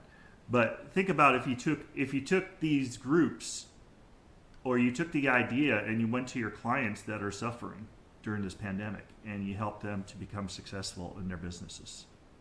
That's why this buzz is just an amazing concept, and my mind's blown every time I talk to Marty and what he does. And the wording that he's using is so simple. It's so simple, but why didn't we think of it? Why didn't we think of it instead of being... It's funny you say that too, Sam, because I remember when the very first realtor I taught how to do this, I remember her saying, well, I've tried the Facebook groups and I didn't really get much out of them. And I said, well, go try them for about, for a few days. Let me watch what you do. And I watched her post, and she did the same thing that a lot of realtors out there do, and loan officers, and it ain't just realtors, it's everybody's kind of guilty of it, is they'll take and they'll throw a picture of their business card or a picture of a house, or they'll say, hey, look at me, I'm a real estate agent. But, there's a lot of real estate agents out there. It ain't like there's a lack of them. There's a lot of them. And I said, well, her name was Jazz. And I said, Jazz, you got to do something a little different. You got to be a little different. Start a conversation. And the conversation I told her to start, I was on the phone with her one night, and just kind of made it up. I said, hey, everyone, I'm a local realtor here. I work with some lenders that work some miracles, or work some home loans, whatever. It's something simple like that. Hey, everyone, I'm a local realtor here. I finally found a lender that can work some miracles. And who's looking to buy a house? Comment for info. Well, this is on a Saturday night, about 10 o'clock. And I didn't know it when I told her to post, but she went ahead and posted it in a Facebook group. And about, not even within 1 minute after her making that post, she had a message sent to him by a guy named Troy. About a month and a half later for $180,000. Troy Sports. And so if it wasn't for her making that post at that very exact time, and then within a minute, the guy sent her a message, we probably wouldn't have closed that loan, and it blew her mind. She couldn't believe it, because she's like, I can't believe how simple that was, how easy it was. And that's the thing. It really is simple. The wording's got to be simple. The simpler you make it, the better off you are. And don't answer people's questions in front of anybody else. Always take it directly to Messenger, because you're doing yourself a favor by doing that. Now you've got a direct link to this real person, but you create that curiosity into the Facebook group too. So just keep that in mind. Thanks again, and appreciate it, Sam. So what you're saying is keep it simple. Keep it simple and sweet. Yep. Kiss. Keep it simple, stupid. Absolutely. Is there any questions anybody on the floor has? Any questions that anybody in the audience have? We come here and nobody gets paid for this. It's all volunteer. So we come here and we give you the secret sauce. Everyone's looking for the secret sauce in business. Not only real estate, but lending, insurance, solar. Everyone's looking for secret sauce. And the secret sauce is probably something that you're not doing. That you could be in these rooms and just like, think about if you could be doing this right now while Marty's talking. He's saying, do this, do this, do this. Okay. I always tell people, write it down, research, and apply. Write it down, research, and apply. So if you actually, like the law of attraction, think about the law of attraction. The law of attraction is attracting things to you by energies, by thinking, by positive motivation. Think about that. However, you're not going to get anywhere unless you use action. So the law of attraction isn't anything, it won't work unless you have action. So the law of attraction is nothing without action. So think about what Marty's telling you to do. If you're sitting someplace, and you could do this, why don't you do it? Basics, Marty, just straight basics. We got mostly real estate agents. What's the first thing they do? Go to Facebook and create a group. don't have to create a group. That'd be my first advice, is to create a group. And I didn't figure out that little part of it until about 3 years after using the Facebook groups. So you think about this, started using the Facebook groups, we were able to quit paying for advertising. We started pulling in, my wife was actually pulling in, she was doing a lot of posting out there. And she was rolling in about 8 to 10 applications every single day like clockwork, which in the mortgage world is pretty unheard of. You know, especially no paid advertising, no calling leads, 8 to 10 applications every day, real social security numbers. I pulled in 30-something in one day before. It's crazy out of the Facebook groups. But I was getting all these likes, all these comments out there, all these messages, and I wasn't putting those people anywhere. So about 3 years after I stumbled across the Facebook groups, one of my loan officers had kind of sparked the idea in my head to create a personal branding group for myself. Now, as a loan officer, I probably should have created instead of calling it Knoxville Home, Grant Marty Hume Makes Home Buying Easy, should have called it Tennessee Homes for Sale. So I learned some things over the years, since loan officers cover the entire state, where the realtors are more, you know, you guys might go about an hour out of your location, hour drive, maybe an hour and a half. But get on there and just create your group. Let's say, for example, you're in Austin, Texas. Just call it Austin, Texas Homes for Sale, and put your name in it. Marty Hume Makes Home Buying Easy. Whatever your name is, put it in there. And the reason it's important to have your name in that title is it gives people another way to find you. And if somebody just happens to type in Austin, Texas, or Austin Homes, it might pull your group up automatically for them. So it gives them a chance to know who you are that way. It's just another way to brand yourself. But just create your group. Add some friends and families to it, whatever, you know, some previous clients if you've got some clients out there. Because here's the reality: most of us are on Facebook. Most of our clients are on Facebook. You know, so invite them to your group. Throw you a beautiful house as a cover photo, a nice house with a pool on top. You don't need information on top right now. Just put something attractive. It's gonna attract people. It's like fishing. Of all these different fish out there, it's like shooting fish in a barrel. I mean, it's just, you can't miss. And then once you learn how to go out to everybody else's Facebook groups, and you create a simple, you'll start pulling people into your personal branding group, into your Homes for Sale group. And next thing you know, you'll notice your Homes for Sale group will start growing by itself. And over the years, they've made a few changes to the public and private on these groups. So I usually encourage most people to just leave your group public. A lot of people say, well, I don't want other realtors joining that kind of stuff, you know. But in the realtor area, just like when I was a realtor before, you kind of feed off each other, you know. So it ain't a bad thing to help each other and give referrals to each other and that kind of stuff. But you can choose where you want to make it public or private. But that'd be the first thing I do today, is just go to Facebook, click on the groups area, hit the plus button, create the group, throw a nice title up there, put your name in it, and then just start letting it grow. And you're going to see your group will start growing by itself. And they start off a little slow. Don't get discouraged. But then once they start getting momentum, next thing you know, you'll have 2, 3, 4, 5,000, 6,000 people in that group, all knowing who you are. And it's free to do. That's why you should definitely do it.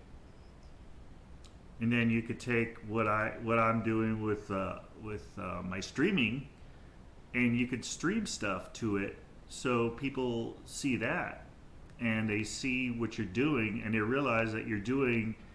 In actuality, they get to know who you are, because you could take a video and talk about connecting with people. People do business with that they know, like, and trust. And video is the quickest way for people to understand that you're a real person and to trust you, to understand that you are a professional, but you're also a family person. You also do other stuff. So to like you as a person as well. You know, I have one realtor out in Jackson, Tennessee, who created a little about maybe a 30-second to a minute video introducing himself, and that's what he started sending through the messenger. Not just, you know, one of the biggest mistakes that most people make that I see, whether it be realtors, whether it be loan officers, whoever, is their messaging. When they message people, they're too big. They're not very personal, and that's where you guys got to change. When you're messaging somebody through Messenger, especially somebody who might have liked your Facebook post or might have seen your whatever, just be a person, and don't come across very businessy. They don't care who you work for. It's kind of funny. I had one realtor drop my post out there. Our looking for applicants post. I dropped it on the my Instagram a minute ago so you guys can see it. Real simple. I even put the whole post on there so you can copy it and go out there and try it out. Create a discussion and drop it as a discussion in any buy sell trade groups out there, and you'll get 3 types of people off that post. You'll get the ones who like it.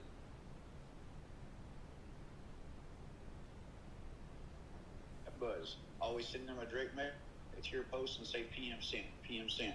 The ones who message you directly, they're usually eager beavers. They're the ones who are ready to go, but sometimes they give everybody their social security number and they may not be ready to be qualified. But at least they message you directly. Now you've got that direct message to that real person that may want to buy a house or sell a house in the future.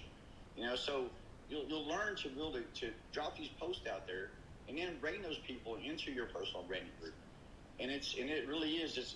But you got to do it when you're messaging them. You just got to keep it real simple and just be a person. Act like you. Like for me, when I'm telling people to message somebody for the very first time, it's usually straight to the point.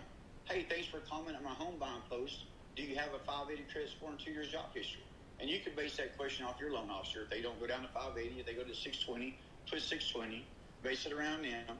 But when that person says yes, the realtors that I've trained, they create a messenger group with a loan officer, and they'll say, hey, so-and-so, meet this person, and here's their application link. Give us a thumbs up when you get it filled out. And you'll find out real quick who the people are really serious and the ones who are not so serious. Maybe they're just tire kickers. Maybe they thought, oh, I didn't think I had a chance to get approved. And then they get a little scared. They're like, well, that's going to cost too much money right now. So they'll back off. But got that direct link with you, and they'll remember you in the future. We have people come back 2, 3, 4 years later that says, hey, I'm ready now. And if it wasn't for the messenger, they would have never found us. Because especially on the loan officer side, they're not as good as realtors are when it comes to trying to create a good database or try to know who the people are you talk to. So we needed a messenger on our side because we're going through so many different people. The same way for you guys. So it works hand in hand. I'm telling you, it's definitely legit. Go copy that post. Go try it out. Create your Facebook group. Don't be discouraged if you only got a few people in that first. It takes time, but then all of a sudden you'll start seeing those people trickle in there. And then when you get enough people in there, you can do whatever you want to the group. You can put your business card, Photoshop it on top of that poll. You can go in there and set up the 3 questions, ask them to see if they're a homeowner yet or if they want to be a homeowner. You can create posts and polls inside your group. Just different things. Hope that helps. Everything you say helps, my friend. Everything you say helps. I actually have my Santa Clarita Homes, Sam Silver Makes Real Estate Easy. I have up to 62 members right now. And there's nothing wrong with that. It's got to start out somewhere, But next thing you know, you'll have 162, and 300, and 400, and it'll just keep growing as long as it's sitting out there. And I tell you, I watched a lot of realtors back in the older days. When I say older days, before 2014, 2015, they did a great job in certain areas on Facebook and not so great job in other areas. And one area I've seen a lot of realtors do a great job in is the homes for sale groups in general. Not one really specifically towards them, but just being a part of a homes for sale group or being an admin in a homes for sale group and going there every morning and just starting basic conversations. And it takes you less than 5 seconds, to go in there and say, hey, who got your coffee this morning? Just little things like that are conversations more than anything, So you'll learn how to do that in your group. Create simple conversations that get people talking, to get people to know who you are. That's the big key, to like you. And next thing you know, they'll want to do business with you. Go ahead, Sam. Let you take it back over. I like posts like, polls like, what's your favorite ice cream? Where would you go get it? What's the best? Yeah, what's the best ice cream place in the valley? Things like that. It's kind of fun, and you see people respond, and they have fun with it because it's not real estate related. It's people related. Yes, that's a huge key for sure. Just being a person, creating those nice little questions like that. I have to do it in my messenger. I got a messenger group for all of our loan officers, and just to get them talking, sometimes I'll go in there and ask basic questions like that. Hey, what's your favorite ice cream? Just something crazy like that. But next thing you know, it gets people talking. Then they start talking about business and they start moving. So it's it gets people sparked up a little bit, and they want to know what you do. It really is easy to find. It just takes a little bit of, like Sam said earlier, a little consistency. You know, I get some people that will go out there and they'll create a post or two, and it may not take off right out of the gate, and they'll get a little discouraged. But it is about being consistent. The more you're posting out there, the more people are going to see who you are. And the thing about these Facebook posts is they'll advertise for you for free years down the road. Like I had one the other day pop up from 2017. Somebody says, I want him. It's 5 years now. Bounced around these Facebook groups, and somehow, some way, somebody found it, commented on it, said they want info. That is how Facebook groups are. It's freaking amazing. Go ahead, Sam. And I got to jump off here in about, I'll stay on here about probably 5 more minutes. I got to jump off. So if you guys get any questions for me, feel free to pop up here and ask me. Anyone have any questions? He keeps dropping the mic. Anybody have any questions?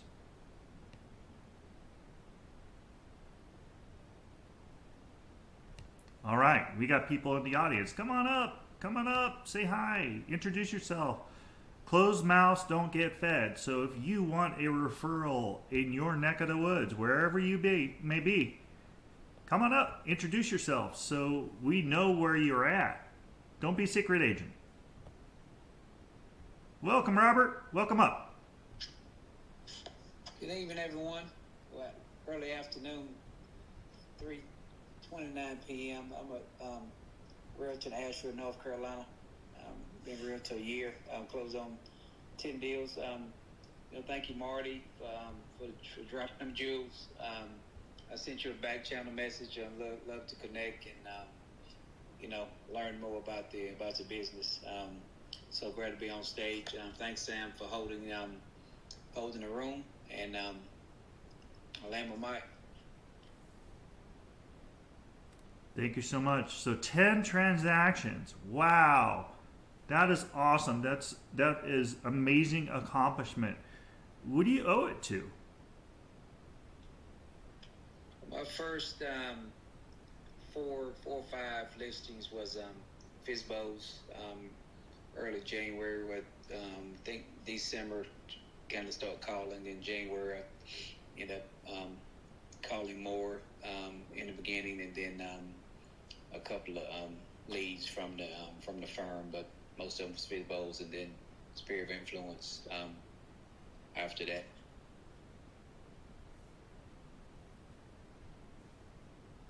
Very cool. So the holidays is coming up. Have you sat down and done your business plan for 2022?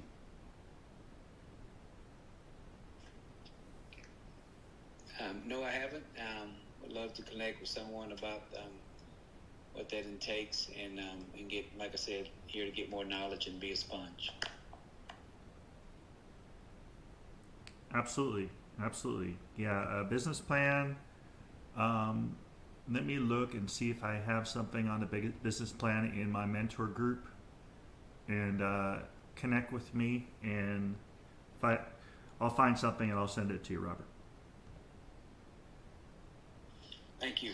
Hey, thank you, Sam. Thank you, Robert. Appreciate that, buddy. And I'll definitely get your message for sure. And message me later on, Sam. I'm going to hop off here. I appreciate you letting me hop up here and talk some. If you guys get any questions anytime, feel free to message me. I'll be happy to answer. Awesome. I appreciate it. Let me see who else is in here. We've been doing this room since a little after 10. Yeah, a little after 10 we've been doing this room. If anybody has anything they want to say, come on up. It's lunchtime here in California. So if you want to come up, please come up. And let me see. Sam? Yes. Can I introduce myself? I'm going to have to hop off and go out my Oh, absolutely. I apologize. I didn't realize you didn't introduce yourself. Go ahead. No worries. So my name is Cheryl Ware. I am a realtor here in Maryland and DC, and I'm actually working on getting my Virginia license as well. So that's what I wanted to share with you. I love the room. It's been very informative, and I'm definitely going to reach out to Marty. He had many interesting tips. Pretty amazing, huh? You've never heard anyone bring up these. No, it's very interesting. Yeah, he's amazing, and the free stuff he gives is just unbelievable. And it could change lives. It's just some of the simple things that we don't think of. We're so busy being marketers that we don't think to be people and just connect with people, because that's what social media is all about. It's about being social. And not overcomplicating it. That's what he was saying too. Yep, we all do that. We all overcomplicate things. Definitely. So I appreciate you. Hey, Real Estate Raleigh, what's up? Well, thank you. Hey Sam, I hopped off. I had to do a show, but I don't know if you touched on this question I have to ask, but just wanted to know what strategy or what systems you have in place now that you wish you would have implemented like starting off when you were doing the license. Oh my gosh, that's a great question. That's a great question. I wish I would have joined eXp earlier. I wish I would have joined eXp earlier, because I saw so many agents in my neighborhood join eXp, and about 4 years before I joined eXp, I was approached by an agent in another state, and I look back and say, you know, where could I have been in my business if I would have joined 4 years earlier? You know, I could have built this huge community around me with agents in eXp. So tools, I wish I would have had, there's this really cool tool on your phone. I wish I would have gone in and broken down the amount of people I have on my phone. Because if you look at your phone is where the people that know, like, and trust you are. And I downloaded an app recently. It's called Contacts Backup. It's on the iPhone. I'm not sure if they have it in Android. Contacts Backup. And what it does is it takes your contacts and it gets rid of duplicates. It gets rid of contacts without emails. It gets rid of contacts without phone numbers. It narrows down your contacts. I had 7,000 contacts on my phone. That's a lot of contacts. And that's really hard to get your brain around. So I used the app and I narrowed it down to 2,000. So 2,000 is still a lot of people, but it's more manageable, and I can wrap my brain around 2,000 rather than 7,000. So tools, simple tools. I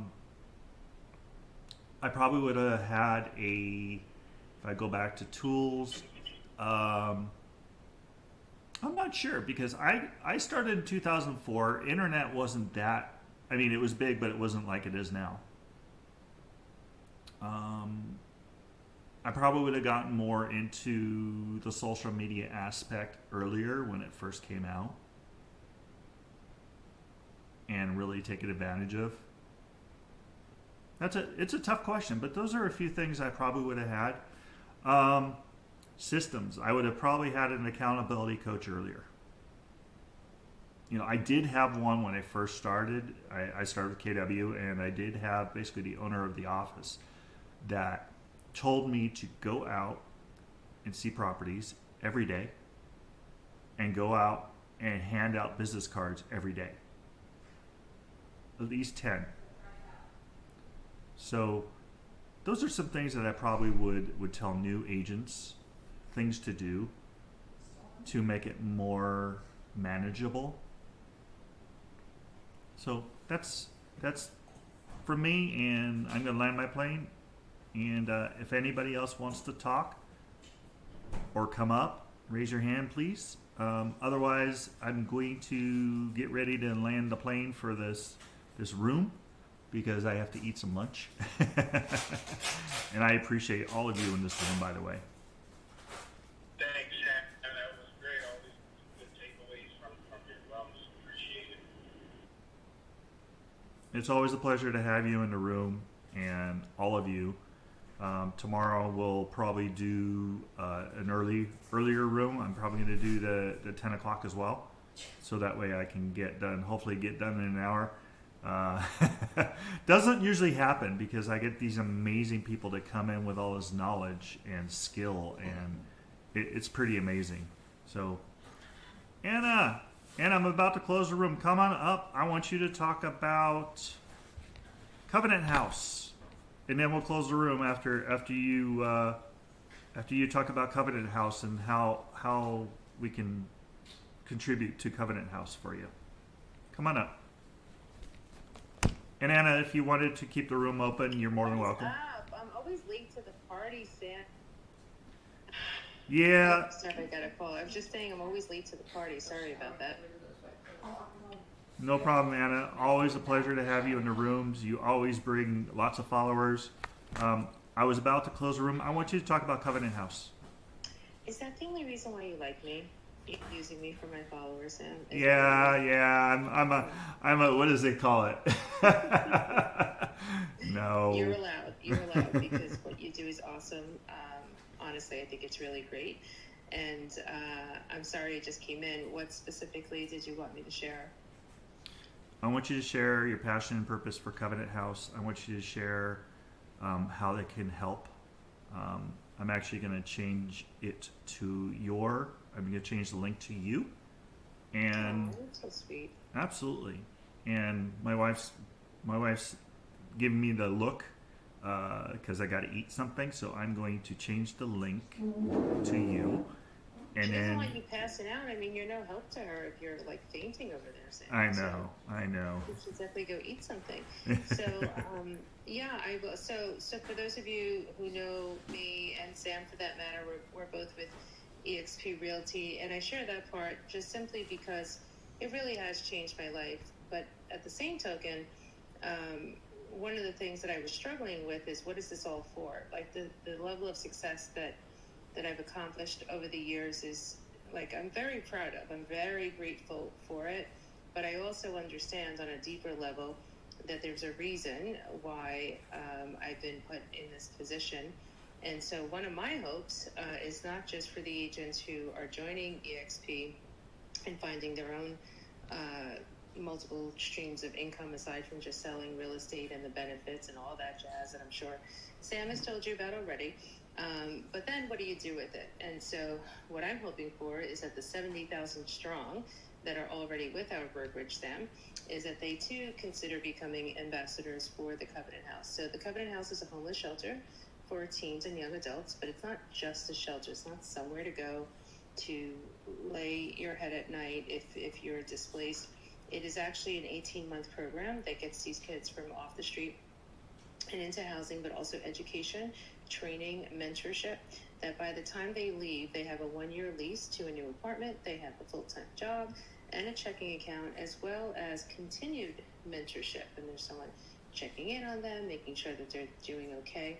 So what I love about the program is that it's not just a handout, right? It's a hands up. It's what every kid in this country, every country for that matter, should absolutely have the opportunity for. Like the idea, my boys are 23 and 21, and the idea that there are these young adults, whether they, just coming out of foster care and no direction, or have bad situations, whatever, for whatever reason that it is that they find themselves in this situation, it's actually disgusting to me that we can live in a country where there's not support for them, and not just dollars, not just government money that goes to these programs, but actual programs that help them change their lives and give them the opportunity that every kid, absolutely every kid, should have in this country. So yes, I'm very passionate about it.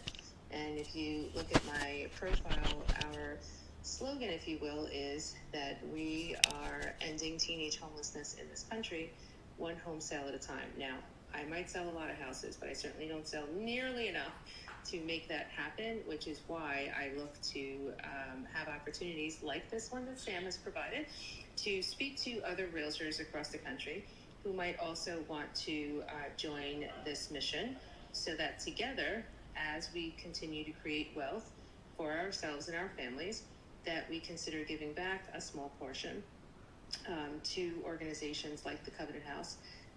And who better than the real estate industry, right, to spearhead that and be the forefront of making changes, drastic changes in these kids' lives. So thank you, Sam. Absolutely. I appreciate you. I'm going to go eat. I don't know. Did you want to run this room and see if we can get some more people to come in and talk about tips for Tuesday? I can stay on for 17 minutes. I got to jump up at 4, but if anyone has questions, I'd be more than happy to hang out. Hey Sam, it's Correa. I just wanted to hop on really quickly. Is that okay? Absolutely, Correa. Thank you so much. Hi guys, my name is Correa. I am a realtor from New York. I'm actually also, I mentor a lot of new realtors coming into the industry as well, and I created a buyer's consultation guide that is absolutely phenomenal, especially for new realtors. Even if you're seasoned realtors, a lot of realtors don't have real buyer's consultation guides. And I'm not talking about the run-of-the-mill ones that you may receive from your brokerage, or, you know, sometimes they have some, like, I guess, what do they call it? Like scripts, and they'll have it for you. It's not like that. This is so interactive. It is in detail. It's only $4.99, but it will help your business tremendously. As we all know, buyers are liars, but when you get your buyers to see how much value you bring to them from the beginning, you'll have buyers forever. So I just kind of wanted to put it out there. If you have any questions regarding this buyer's consultation guide, just let me know.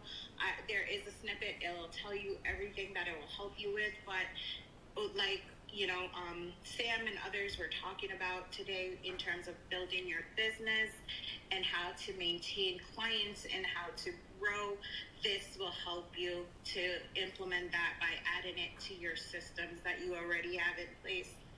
Thank you so much for giving me the space to speak, Sam. Absolutely, and I'll share something with you also in the back channel. I have some branded tools that you might be interested in. Maybe add to what you're doing as well.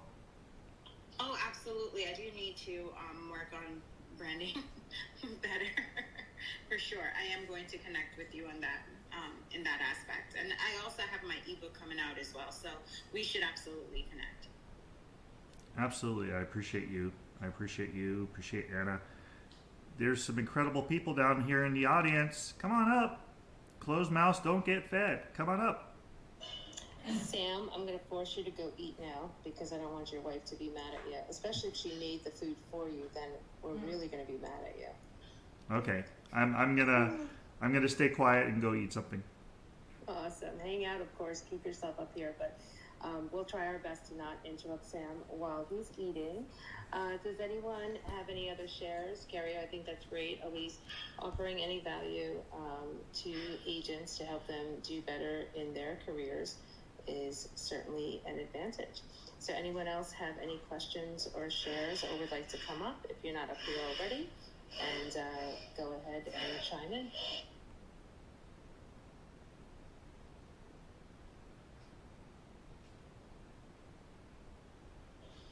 No one? No one's got anything? Does anyone notice, by the way, if you guys on the stage? And Cario, I see you twice on here. Is that just my phone acting freaky, or does anyone else see that? I see myself twice too. It is kind of creepy. And before I saw you twice, I saw myself twice. It's like really bizarre. But apparently when my mic is, you know, I'm able to speak so I guess I am here. It's just the platform acting really weird. So the topic is newly licensed. Now what? Tips Tuesday. You know, if no one has a question or a share, and just shut me up if you do, and please chime in because we've only got like 13 minutes before we wrap up the room. I have a quick question about eXp. Go right ahead, honey.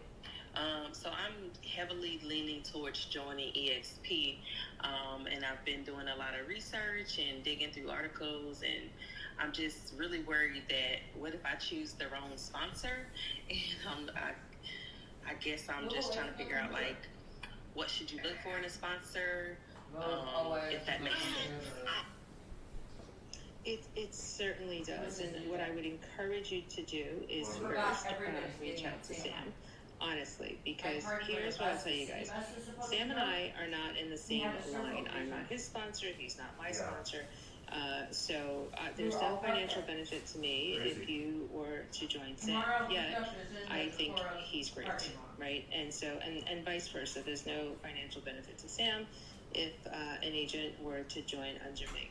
But I will say this, the brokerage as a whole, I'm certain after 3 years of being here that I'm going to retire here. There is no way that I would ever go to another brokerage. And I know this for certain because I've been offered quite a lot of money from a handful of different brokerages offering me either partnership or sign-on bonuses or whatever the hell it is.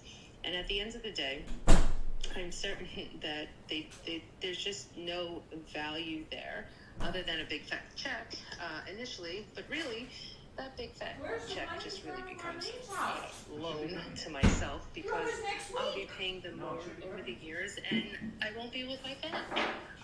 This is my third brokerage, and so I know for sure that I found my place. And that's for me. And that doesn't say that everyone has the same experience and what have you.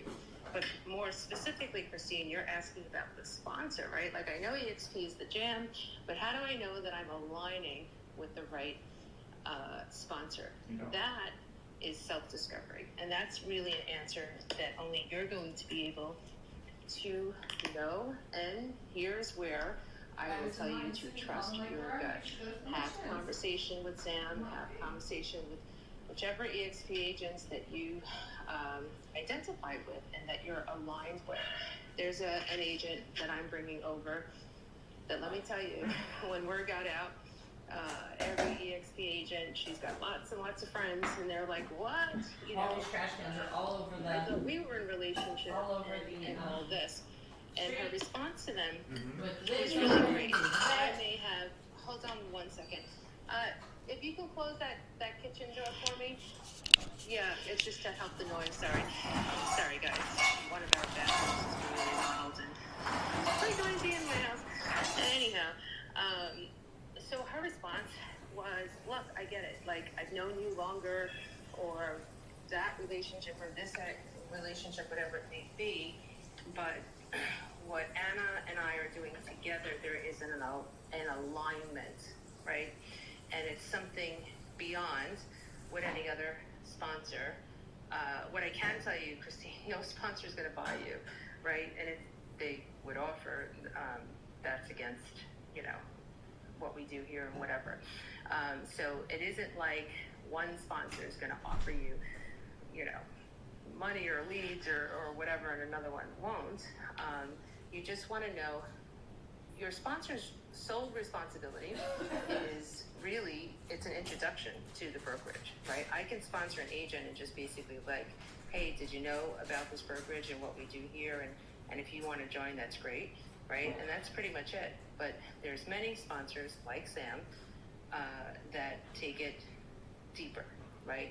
Like, I'm in relationship with the agents that I bring on. I consider them keep getting calls. I consider them my partners, right? I have a small team that obviously, oh my God, when they call the first time and you don't answer, don't they know to not call back again? My apologies. So I have my small team that the bulk of, you know, our actual day-to-day business right here in Chester County go through, but I also have referral partners, right? The agents that I bring on, I'm in partnership with them. So I do take it more seriously, and I'm actually more selective with the agents that I personally sponsor. And then, of course, those agents sponsor more agents, and that's how, you know, it keeps growing. But the reason why I choose to be more selective is because I want to know that I can add value to that agent, right? So if that agent is brand new, let's say, Sam is great with brand new agents. Like, he runs these rooms, newly licensed, now what, right? Like, he's all about cultivating the new agent, right? Where I more partner with team leaders, seasoned agents who are becoming team leaders, things of that nature. And then when new agents come my way, I actually bridge go again with the damn phone, sorry. I actually bridge one of my seasoned agents with one of my new agents who want to come on. I know that was a really long answer, Christine. Does that make sense to you? Do you have further questions from what I just said? No, it made perfect sense. Thank you. You're very welcome. Good question. And I will say this, it does matter who sponsors you, right? It absolutely does. Because the unfortunate reality is there are agents, like anywhere. You go to any brokerage and there's agents who kind of suck, right, at whatever brokerage, and their heart's not in the right place or whatever. And so, you know, you want to just be sure that someone you're in a relationship with, that you can have easy conversation. There's all the back end support that you need. But you want that intermediary kind of, right? That person, like, you have Sam's cell number, like, hey, Sam, where the hell do I get that from again? Or, you know, what was that about?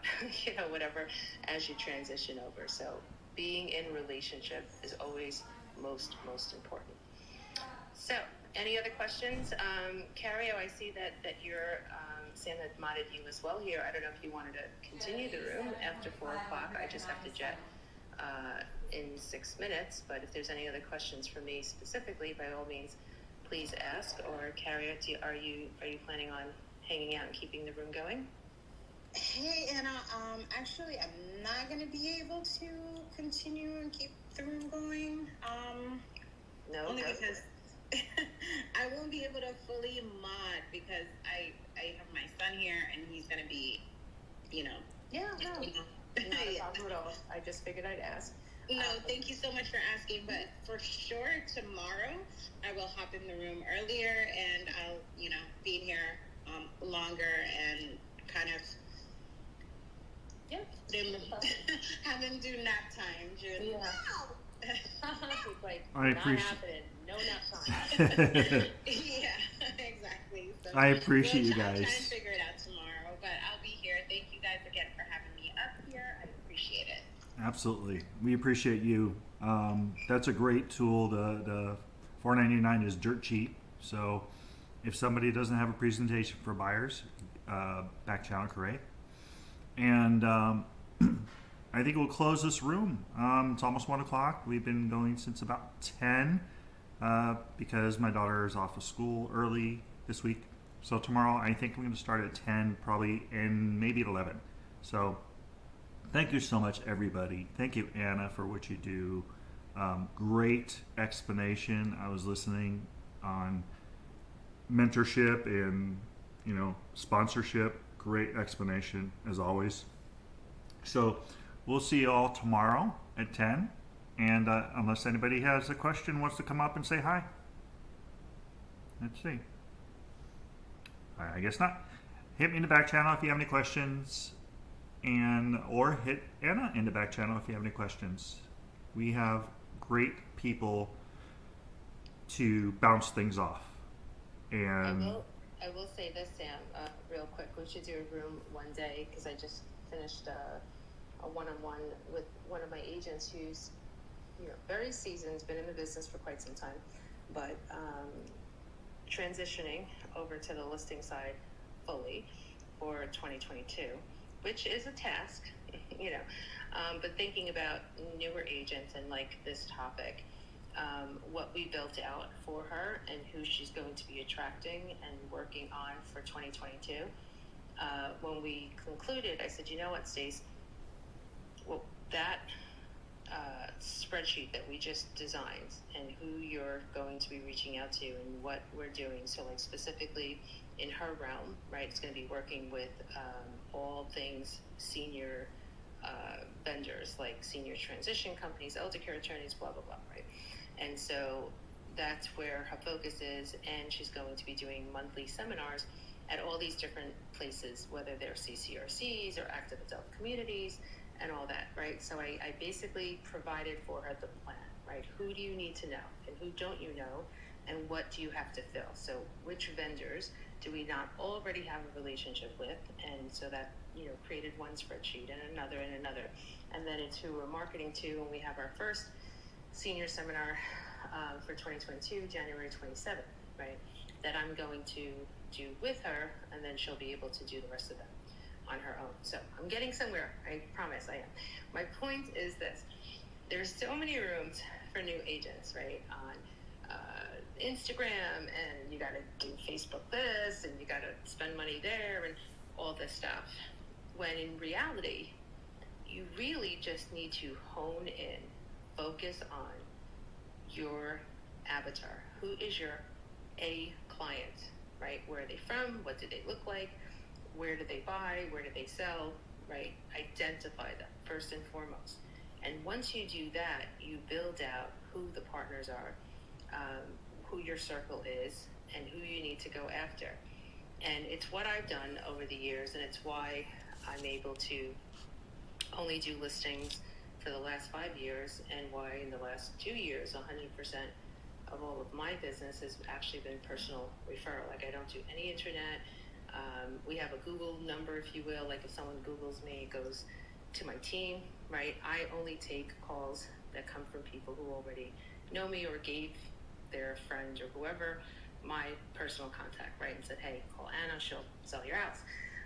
And I say that because I'm certain that there is a proven way to do this. There is a strategic way of just applying, focusing, and attracting this thing to create the business that you want. So I'd love to offer that in a room with you one day, Sam, where we really just peel it back and go step by step on what any new agent needs to do, should do from day one to build out the plan to create the success that they want.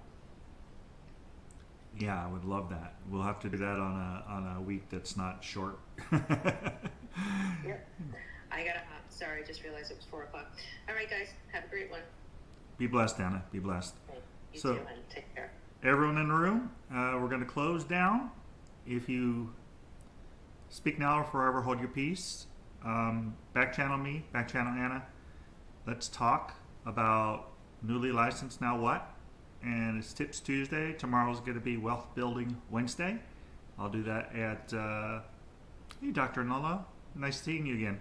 I'll do that tomorrow at 10 o'clock. And back on Clubhouse and all my other streaming channels. If you want to go to any of my streaming channels and see this video, I'm going to stop my broadcast. And if you go to Sam661 is my YouTube channel. And from there, I will have links to all my other social media channels. So you could see this on video. You could see me live in person. Well, kind of in person, virtually. And I would love to talk to you guys tomorrow. Have a blessed evening. Keep dry. Those that are in Tornado Alley, I'm praying for all of you over there. It's awful, and you know, those first responders out there doing what they do. Prayers to you as well. So thoughts to all those that are in disaster areas. Love y'all, and I will talk to you all tomorrow. God bless.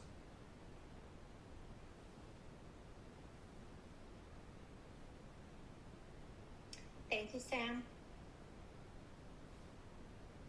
You're very welcome. I appreciate all of you.